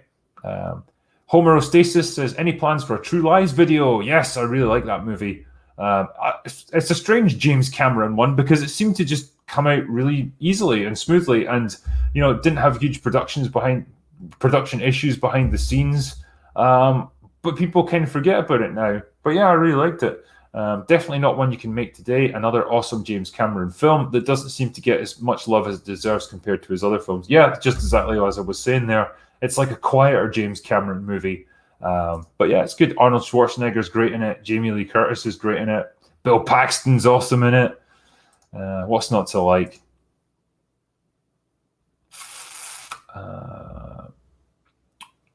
What's the next one? Sheep and Wolves Clothing says, is Orville review in the works? Been waiting. I know. I need to watch more episodes to get a proper feel for the show because I've only watched it here and there, and I wouldn't be professional if I didn't watch at least 90% of it to give a proper review. But yeah, what I've watched so far, I've liked. Aidan Christoforo says, hail drinker, I'm enjoying the stream with a stout in hand. Cheers to you. Thank you, my friend, and I'm glad you're enjoying the stream, and I hope you enjoy the stout. Jordan Pack says, drink, why do most people ignore the bad writing with Amanda Waller and her crew in the new Suicide Squad? I didn't ignore it. I thought it was kind of forced and annoying. And yeah, we talked about this, I think, on a previous, maybe an EFAP or something, or a Friday Night Tights, where like so much of the stuff that goes on, like her own people betraying her and getting away with it, that's not going to fucking fly. So yeah, there was definitely issues with Suicide Squad. Raven1 says, hey drinker, I know shows can be kind of hard to review due to their length, but have you ever seen or heard of Burn Notice, great MacGyver-esque series? I've heard of it, I've not watched it, I'm afraid, so I don't know what it's like. But yeah, that is kind of the thing. If people want me to watch a movie, fine, it's like a couple of hours. But like if it's a TV show over multiple seasons, like, yeah, that can take me weeks to get through. That's the slight problem. The Hot Thought says, Drinker, we've been trying to get in touch with you about your car's warranty. Well, what can I say? Jan Frank says, hi man, I'd love your vids. What do you think about Warhammer Fantasy and 40k? I mean, I love the world of 40k. Like the lore behind it is incredible. The figures are great. The artwork's great. Yeah, I don't really play it, but like I love the idea of it. I like reading the background information, if you know what I mean. American Killer says, you like any of the great lesser-known Jackie Chan movies? Miracles, Dragons Forever. Yeah, I need to watch more Jackie Chan films because he's done about 500 of them over the years. But yeah, I'm not too well versed on them generally. I've seen like just more of the sort of westernized ones that he's done rather than the ones out in China. But yeah, like as an actor and a performer and a fighter, the guy is amazing. Like his work ethic is unbelievable. Unsportsmanlike Conduct gave me $5. Thanks, mate. Henry Cave gave me a thumbs up super sticker, so thank you. Zero Hour Discussion says, Shang-Chi is just a generic Asian mythos movie and people refuse to accept that. It didn't give us anything special. Is it okay to send an email inquiry? Yeah, sure. And yeah, I'm kind of inclined to agree. There's a lot of magical stuff in it, so it's more than just a martial arts movie. But yeah, it's just it is just kind of a generic magic fantasy type film. And yeah, there's all the problems that I've already spoken about at the beginning with it. So yeah, it's going to be an interesting one to review, put it that way. Unsportsmanlike Conduct says, how can I rewatch these live streams? I don't see any in your video catalog. Yeah, that's because I moved them over to my second channel. So that's Critical Drinker After Hours. So you can find all of my live stream re-uploads there. It saves them cluttering up the main channel because otherwise they'd be everywhere. No one here says thoughts on Venom 2. Yeah, I mean the trailer looks okay, so it didn't blow me away or anything. I think that was kind of like that with the first movie. I like Tom Hardy, and I like his kind of interplay with the Venom infection or alien that's inside him.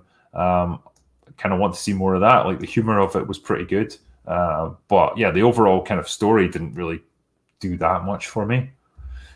Henry K says, your thought on the new Saints Row reboot? Yeah, Christ. Of all the things to make woke and sanitized and toned down, fucking Saints Row. Like, just do it justice or don't do it at all. It looks like a disaster. Claudio Rogajan says, I want a new Batman movie and I hope the new one's good because I'm getting a bit tired of watching The Dark Knight for the past 13 years. Yeah, you have to go back a long way now. I just don't have that much faith in Pattinson in this role. Nicholas Robinson says, thoughts on the Stargate franchise? It's great. I love Stargate. Yeah, SG-1 was great fun. They did so much with that show, like kept it going for like 10 years. Great characters. You want to talk about like good female characters? Well, Samantha Carter is one. And she didn't have to be a total asshole to be it.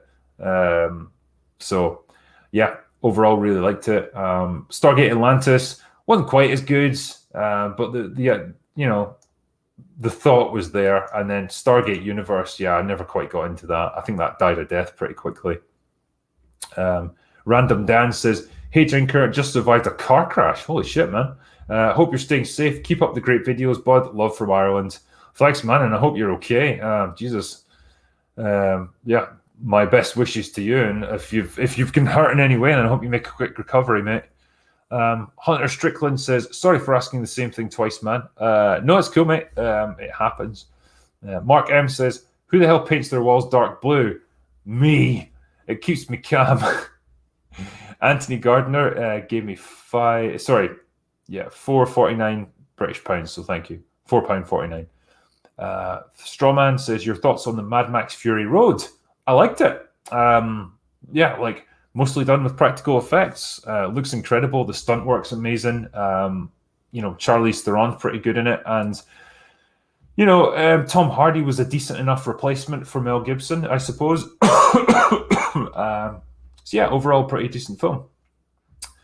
Matthew Freihofer says, "Hey Drinker, got me some Modelo. Cheers. Can you do a review of Mr. Robot? I need to watch it first because I haven't seen Mr. Robot yet, but I've heard nothing but good things about it." Roman Grindvich says, "Here, money so you can create more content and buy more booze. Thanks for being a rare voice to show objective quality characteristics in cinema and art that are so real and not a matter of personal preference. Cheers, comrade, and do damn Invincible." I will. Thank you very much, mate. I appreciate it. RRTNZ says, "I hate the bloodless wire-fu dance-like fights in Shang-Chi. For really visceral, brutal fights, see Banshee, Anthony Starr in the lead." Cheers, mate. Yeah, I've heard good things about Banshee. Yeah, so that is a real downside to Shang-Chi. It's very bloodless. Jan Frank says, "Love your videos. What do you think about Warhammer Fantasy and 40k? Yeah, we were just talking about that a minute ago, so I love 40k. Egomania 27, "Hey Drinker, have you ever seen The Orville? It's a Star Trek style space exploration series made by Seth MacFarlane. Really good. The humor can get a bit jarring at times though." Yeah, so I was just saying that I do like it. I haven't seen enough of it to give you a good review of it, but I've quite enjoyed it, and it's definitely got, you know, Star Trek intentions to it. It's got a Star Trek feel, like kind of TNG feel to it. Shandam Rand says, "Can we all agree that one of the best lines in cinema is give my regards to King Todd, asshole," from the one and only Kurt Russell? Yeah, that's great when he just fucking shoves that guy's head in the teleporter. It's a great fight as well because he's getting his ass beat by this like giant guard, and then he just has that look in his eyes like, "Nah, fuck you, I'm Kurt Russell," and he just beats the shit out of him. Yeah, it's a great line. Wade Safechuck and the Wand gave me $5. Thanks, mate. Big Doc says, "Review The Colony and Way of the Gun, please." Good recommendations there. Jay Foosting says, "Drinker reviews or recommendations, Glengarry, Glen Ross." Yep, worth it for that Alec Baldwin rant. And Miller's Crossing. I haven't actually seen Miller's Crossing, if you can believe it. Yeah, I like the Stargate movie as well. It's a shame they never did a follow-up. Obviously, they went into the TV show after that, but it would have been good to see like a movie follow-up with the same cast. Oliver Jackson says, "Would you give The Beast from 1988 a look? It's really unknown." Yes, it's a great film. Yeah, it's set during the Afghan War, and it's about a Soviet tank crew who are getting pursued by the Mujahideen. But the Mujahideen are kind of portrayed as the good guys, so yeah, it's quite a complex sort of film. And decent action scenes. So yeah, The Beast is a really good movie. Clover Crosby says, "Can you please do a review of the movie Evolution?" Yeah, Christ, it's been a few years since I've seen that, but yeah, that's a funny film. I like it. Ye Olde Pub says, "What emotions does the Drinker feel during Rogue One ending? Makes the first 99% of the movie worth it for me." I didn't feel much during it, to be honest. I didn't care that much about Jyn Erso, and I certainly didn't care about fucking, what is his name? Lando fuckhead Calrissian. No, the leader of the Resistance guys. He's supposed to be getting his own series. Chat can help me out here. I'm going to wait until chat catches up with me. What is his name?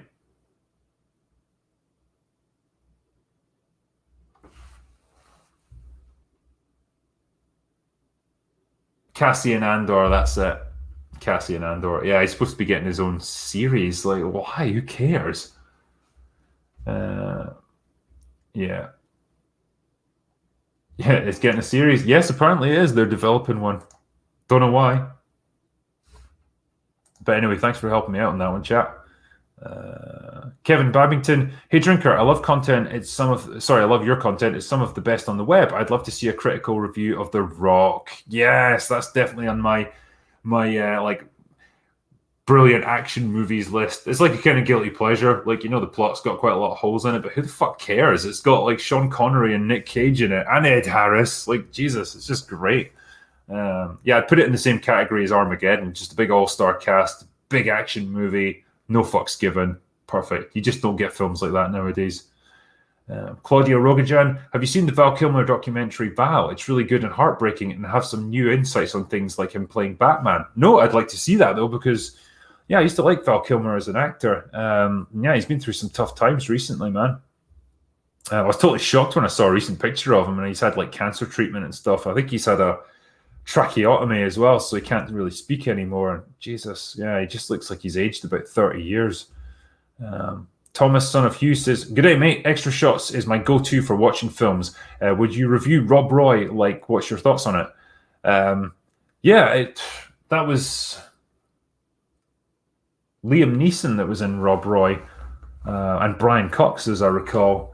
I thought it was all right. I don't remember that much about it. I would need to probably rewatch it to get a good sense of it. I just remember it being a sort of decent Robin Hood type thing set in Scotland. But yeah, it was okay. Roman Grinvich says, "Hire more alcoholic comrades for more content." No, I have to do this myself.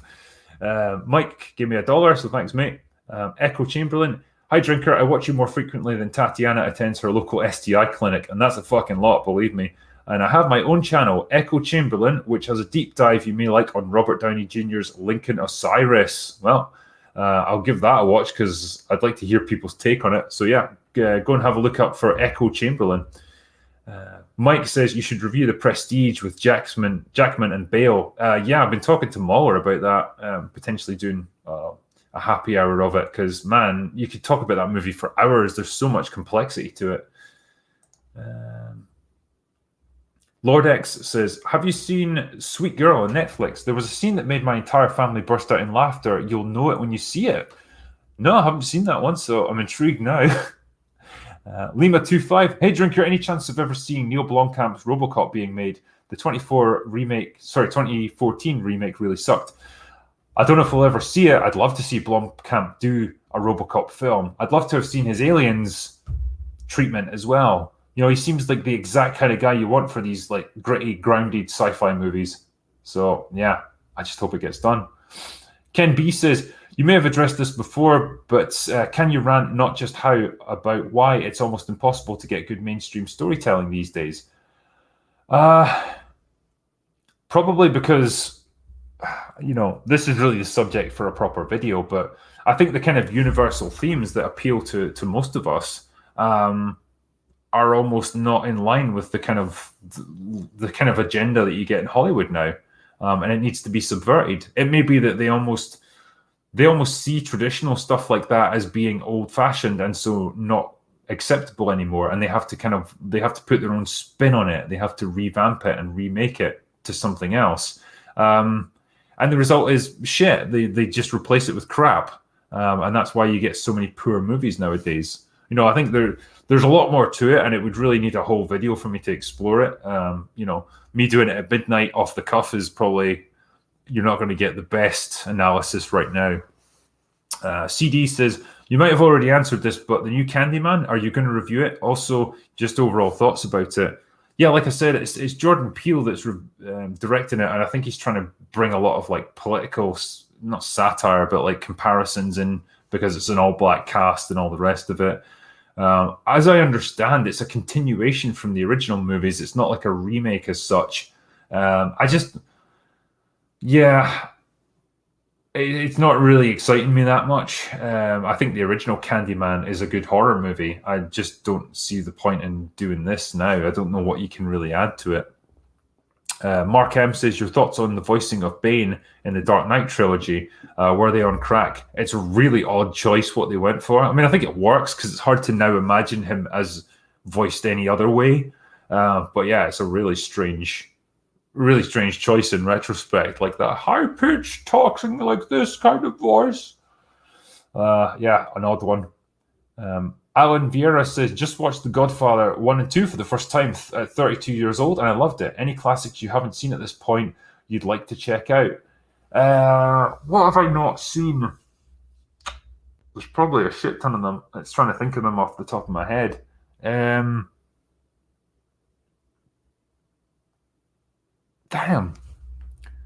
No, it'll probably come to me like 2 hours from now. But yeah, there's definitely like classic movies like that I haven't seen. Like I'm not. I don't have like an encyclopedic knowledge of all movies, unfortunately. I've seen the Godfather films though, and yeah, enjoyed them. I appreciated them for what they were. Like I'm kind of they're generally not my genre, like these gangster type movies. But like I can appreciate the acting and the storytelling and stuff in them. It's just probably not going to be my first choice. Big Daddy MRI says you definitely need moderators. Contact Gary or Doomcock and learn the ropes. Yeah, I've learned that from this one. Can't wait for Lord of the Rings to be destroyed by Amazon. Yeah, I'm going to be really interested when they bring out a trailer for that.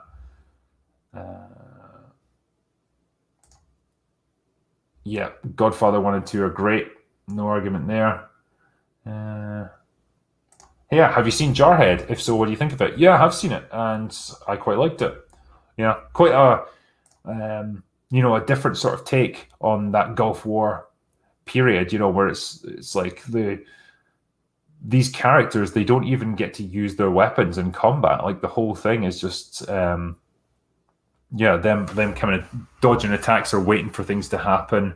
And it kind of shows you the impact on them afterwards when they come home. So yeah, it's quite an interesting movie from that point of view. Yeah, that could be a choice. Just don't acknowledge it. I mean, I'll be interested to see how much of a train wreck it is.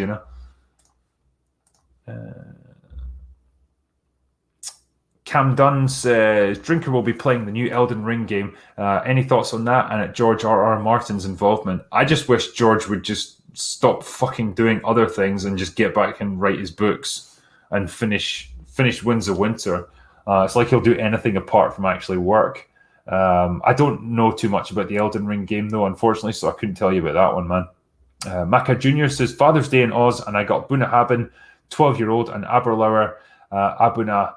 Also watched Extraction due to a recommendation and loved it. Excellent. Watched Star Trek 1 and 2 for the first time. Much better than JJ's. Yeah, that's for fucking sure. Yeah, and good luck with the whiskey. I hope you enjoy that stuff. Jan Frank says, Critical Drinker, love your vids. What do you think about Warhammer Fantasy in 40k? Yeah, we did that one already. Will G says, I'd like to see a review of Jeremiah Johnson starring Robert Red for a truly an epic of a story. Have you seen the 90s black and white movie? It's a seriously trippy movie even now. Jeremiah Johnson. I have not seen the original, no, so I could not tell you. Mandy Caravicius says, love you, Drinker. Go away now. Well, I will go away once I've got all the super chats finished up. Maka Jr. says, still simping for Rikita Law Apocalypto stream. Well, it will happen one day. Don't worry, my friend. WN, hey Drinker, what do you think about The Green Knight by David Lowry? I thought it was a pretty well-made movie with great music and an interesting take on the tale of Gawain. Yeah, I haven't seen that one actually, so I don't know. I didn't even know it was out, so it kind of passed me by somehow. But I'm interested to see it. Mistress Geneva says, have you seen the Hellboss Has Been Hotel? If so, how do you like it? I haven't seen that. So that's 2 in a row where I'm like, yeah, I haven't seen the thing you're asking me about. Fuck, I'm sorry. Thomas Chipperfield, hail Drinker, I'm the line trainer who'd love to talk about the Ghost in the Darkness with you. Cool. To quote Anthony Hopkins in The Mask of Zorro, you'll never be with me. Yeah, I was looking through movies to review for like extra shots, and the Ghost in the Darkness was one that came up for me, so it's on my list for sure. I was planning to just do an actual review on it. Jan Frank says, oh no, I've done that one already. United Engines of America. I think Spider-Man No Way Home is going to be my last Marvel. I wouldn't blame you. Maybe not a bad way to sign off with it as well. E. Yugaladi says, hey Drinker, any chance you do a review of the weird-ass Alejandro Jodorowsky movie El Topo? I love your content, man. I mean, good recommendation. I don't think I've ever even heard of it, so damn.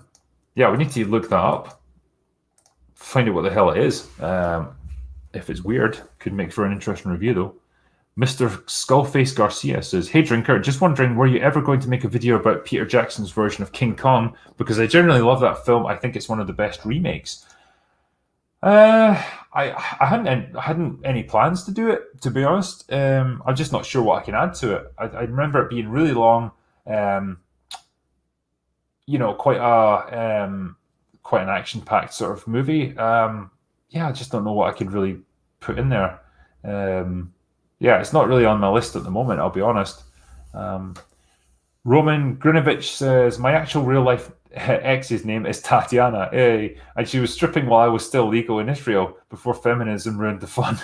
What, is it banned there now? What? That's shit. But yeah, I can't confirm or deny whether that's my Tatiana. Ranmori82 says, any hope left for the multiverse of madness? I mean, there's always hope, I suppose, but damn, I don't really care about this multiverse shit. I'm not gonna lie. United Engines of America, are Marvel movies running out of steam? Yeah, I think so. They're running out of creative energy. If Shang-Chi's anything to go by. Camille says, did you ever see As Far As My Feet Will Carry Me? It's a POV of German soldier running out of Russian gulag after the World War II collapse of his long way home. Damn, it sounds like a good story, but I've not seen it. I'm always intrigued to see, like, the German take on World War II. Like, that's why I think, movies like Das Boot were really interesting. So yeah, I'd be interested to see that as well. I need to review Stalingrad as well. The movie, not the actual battle. CW says, ever watch or would you consider reviewing any Sam Peckinpah movies?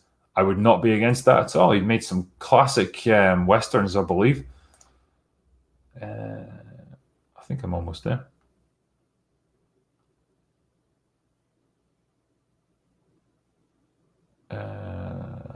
Where is it?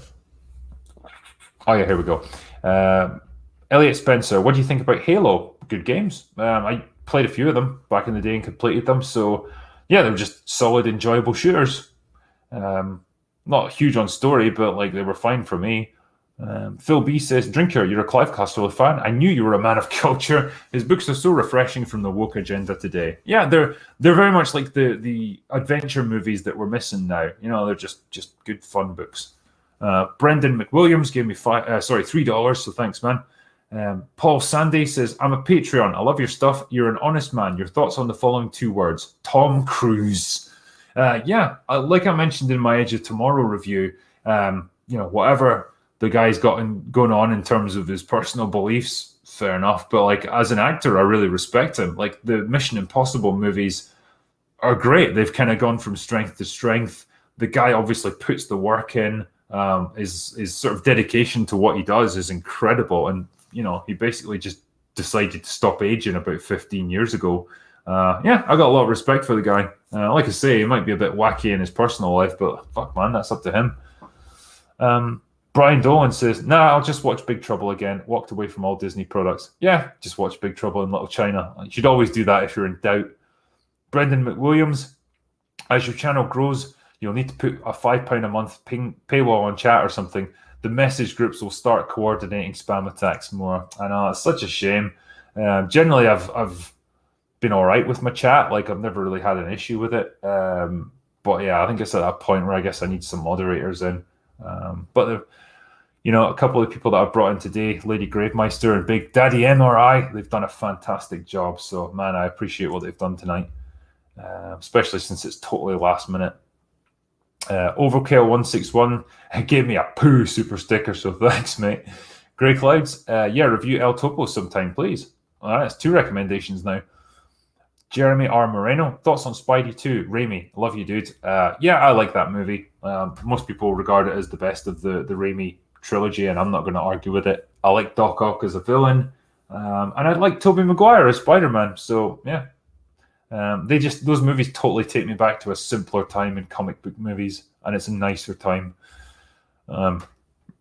Claudio Rogojan says, you read comics at all? I recommend Punisher, Max. So I'm not really a comic book guy, so it's not something that I'm into or that. It's not like I dislike them or anything. I guess I've never had the time to really get into them. I don't think they were such a big thing over here in the UK. Like, in America, they used to be massive. Maybe not so much now, but I don't think we ever quite had that same culture of comic books over here. So that's maybe why I missed out on it. But man, if I ever do decide to get into it, I've got about 10 million back issues I could go through, so I'm all right, Cobalt 60, if you haven't, you should watch and do a review of I Saw the Devil. It's a fantastic and brutal Korean thriller about a murderer. I like it. Okay, I'm in. Mitch Balishuk says, Khan! That's all you need, really. Perfect. The Hidden Hand. Please post a different donation link so Susan Wojcicki doesn't get a bunch of your money. I know. what can I do, man? It's YouTube. Danny Nightblade 45. Hey Drinker, I love your Drinker fixies and production hell vids. Would you consider making a classic characters and also classic movie scenes series? Yeah, I'm trying to think of a way to do this. Whether I do it on my main channel or my second channel, to sort of delve just into one specific scene in a movie that I think works really well, or like a character breakdown or something. I think there's a lot that I can get into there. So leave it with me. It's definitely something that I'm interested in doing. Trilby here says, you like Doom or any games like Doom or in that sort of old school themed shooters like Dusk and such? Yeah, I do. I like a lot of the old Doom games. Quake was great. I loved Half-Life. I know that was a bit more advanced, but yeah, that sort of era of gaming was just great fun. And yeah, the remakes that they've done of Doom have actually been fantastic. Like, they've kept the spirit of the old game alive, just given it like obviously much updated graphics, and it's been great fun. Soulman117 says, hey Drinker, have you ever read the Flashman series by George MacDonald? Oh yeah, we talked about that earlier as well. It's weird, I keep seeing the same super chats come through. I don't know if there's an issue or if it's like the same person actually sending me the same message, but oh well. Paul Vespa says, any thoughts on the upcoming Wheel of Time since the trailer dropped? Concerned the synopsis seems to focus on Moraine instead of Rand. Yeah, so like I was saying before, I don't know much about the book, so I can't speak to that. I know the trailer didn't get me all that excited. It just seemed a bit bland and meh. So yeah, I guess it's just going to be one of those things. I'll have to wait until it comes out so I can actually watch it. Brian Dolan says, Val is a tough watch, but based on the relationship he has with his kids, Val comes across as a truly decent guy. Sad to see what the guy has been through. Yeah, I mean, I know he had a reputation of being notoriously difficult to work with back in the day, but I think a lot of actors go through their asshole periods, and he obviously had his. Danny Nightblade 45. Do you have a personal cutoff point for formerly great IPs? For me, it's Dexter seasons 1 to 4, maybe 5, the first 2 Terminator films, and Predator 1 and 2. Yeah, so I think I do make that cutoff in my mind, and it's like, yeah, basically I just don't care about anything that happened after that. Like you say, Predator 1 and 2, that was fine. Terminator 1 and 2, yeah, Salvation at a pinch. Beyond that, though, no, it's not canon in my head, pretty much. So, yeah, I find it easy to detach most of the time from that. The problem is, like, once you're away from a series like that and you've made that mental sort of break from it, you then just can never, like, look at it in the same way again. And so it's a bit of a shame. Malfadara says, would you review Penny Dreadful with Eva Green? Well, Eva Green, why not? Season 3 in particular, some of the finest acting on TV in recent years. Rory Kinnear was incredible. Yeah. Was Penny Dreadful like a kind of anthology show almost? Like every episode was a different story? I could be wrong on that one, but I seem to recall there was something weird about how it was structured. But Eva Green, always fun to watch her. Nearsighted Cyclops says, read your first book. It took me a long time as I have just one eye. Sorry, mate. That would make it difficult to read my book, to be fair. It's not exactly short. Yeah, you were saying here it's over 500 pages, but did not notice the time pass as I read it. Well, thank you, and I'm glad you enjoyed it, mate. Angry Pineapple says, sorry, thought my previous super chat message was rude. I'm making a manga called Fraternity of Ass Kickers. If I send you a completed PDF copy, would you, when you find the time and sobriety, review it or criticize it? I mean, I'd definitely take a look at it. Maybe see if I can give you some feedback, if that's any help to you. RG Tatum, give me $5. Thanks, mate.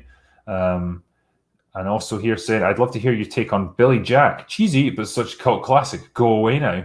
I haven't seen Billy Jack, mate. I'm not too familiar with it. Kino Kif says, man was inspired by an old painting for Last of the Mohicans. World War Z was supposed to end with the Russian dude from Wanted and Brad Pitt on the ship. See, yeah, they totally redid it. Yeah, they were always going to have a tough time taking that book and trying to structure it into a coherent narrative, because it was, the narrative was all over the place in the book. It was just a collection of short stories, essentially. Roman Grinvich says, someone said RoboCop, and I remembered the fan-made thing, our RoboCop remake, it's called, where the whole thing is divided into a few minutes of chapters and casual people recreate them as they can. It's epic. Scene 27, the sausage shooting scene is Jesus. Yeah, I remember this. Just Robocop like fighting an entire army of dicks. It's amazing to watch. Michael Cole, on your review of The Old Guard, you asked if there was a good storyline with immortals like Highlander. Ever heard of Kafka the Eternal Warrior? No, I haven't actually, but if they manage to pull off that immortal warrior type role and tell a good story with it, I'd definitely like to see it. Brian Dolan, I was 197th Infantry US in Desert Storm. Lots of hurry up and wait, spurts of fighting, followed by more movement and waiting. Jarhead was pretty accurate. Yeah, I mean, because the Americans had an enormous army in the desert back then, didn't they? It was like 500,000 men. And obviously only a small percentage of them actually got to see any of the fighting. A lot of it was just movement. Yeah, it must have been a weird experience, man. Grey Cloud says, you never heard of El Topo? I haven't heard of it, I'm afraid, mate. Claudio Rogajan, you ever going to talk about a Steven Seagal movie, even just to laugh at him? Do Under Siege. I legitimately like that movie. Yeah, I think Under Siege was like the highlight of his career. That was pretty much the best he did. A couple of his earlier ones, like Hard to Kill and stuff, were all right, because that's when he was still young enough and fit enough to do decent fight scenes. But yeah, some of the later ones are legendary. It would be worth doing them just to have a laugh.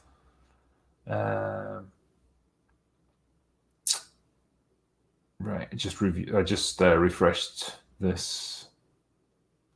Oh yeah, here we go. Hyperstrike says Shang-Chi started out okay, but it devolved into a CGI shit show. Yeah, the ending was ridiculous. Like how much shit was going on.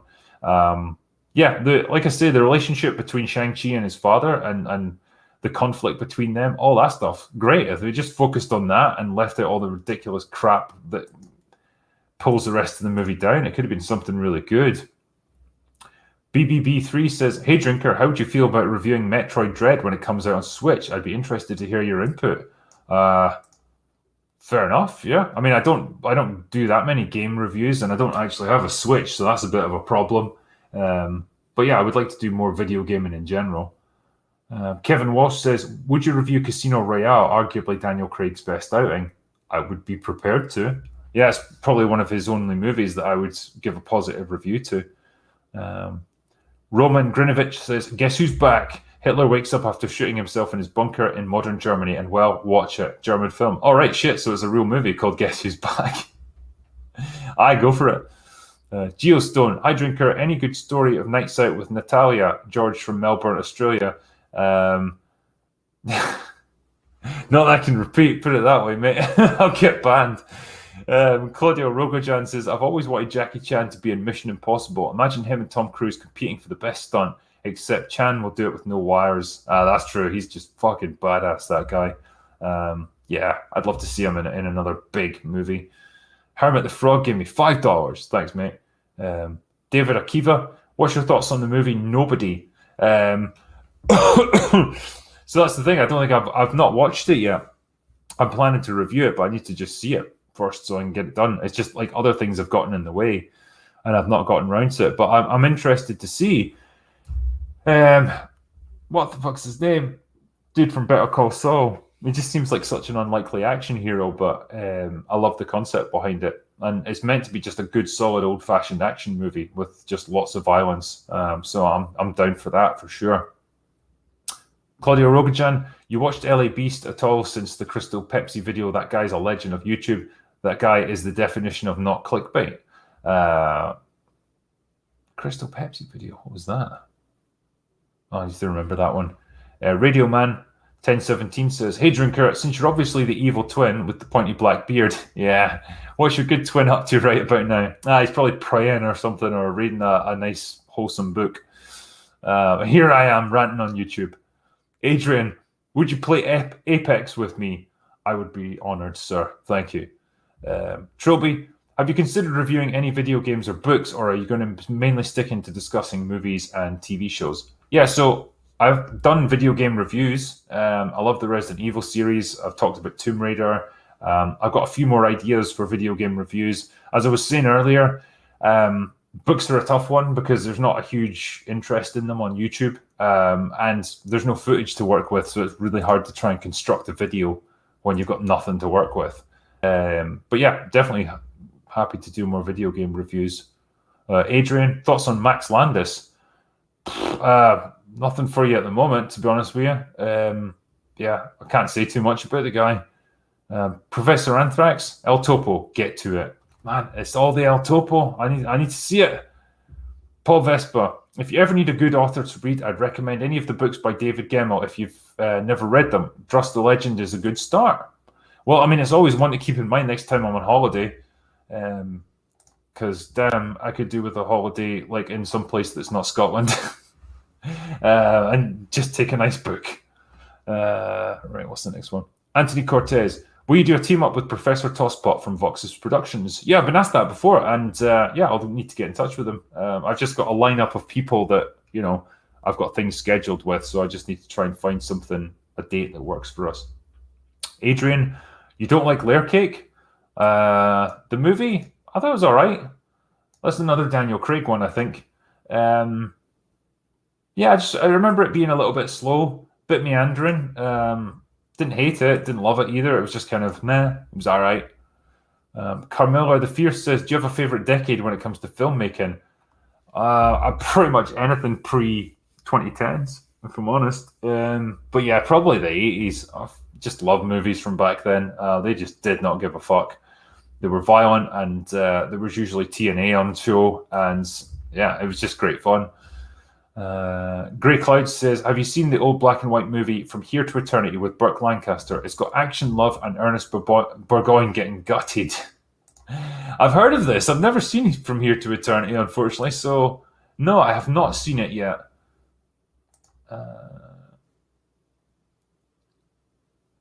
Brian Dolan, I've seen El Topo. Thank God Jarodowski's Dune was never made. Dune would have become Hollywood poison. Keep it up. West Palm Beach Fire Department loves you. Yes! Thank you, man. And thanks to you guys for putting out fires and risking your lives. Jesus, it's always cool when you hear from people like this.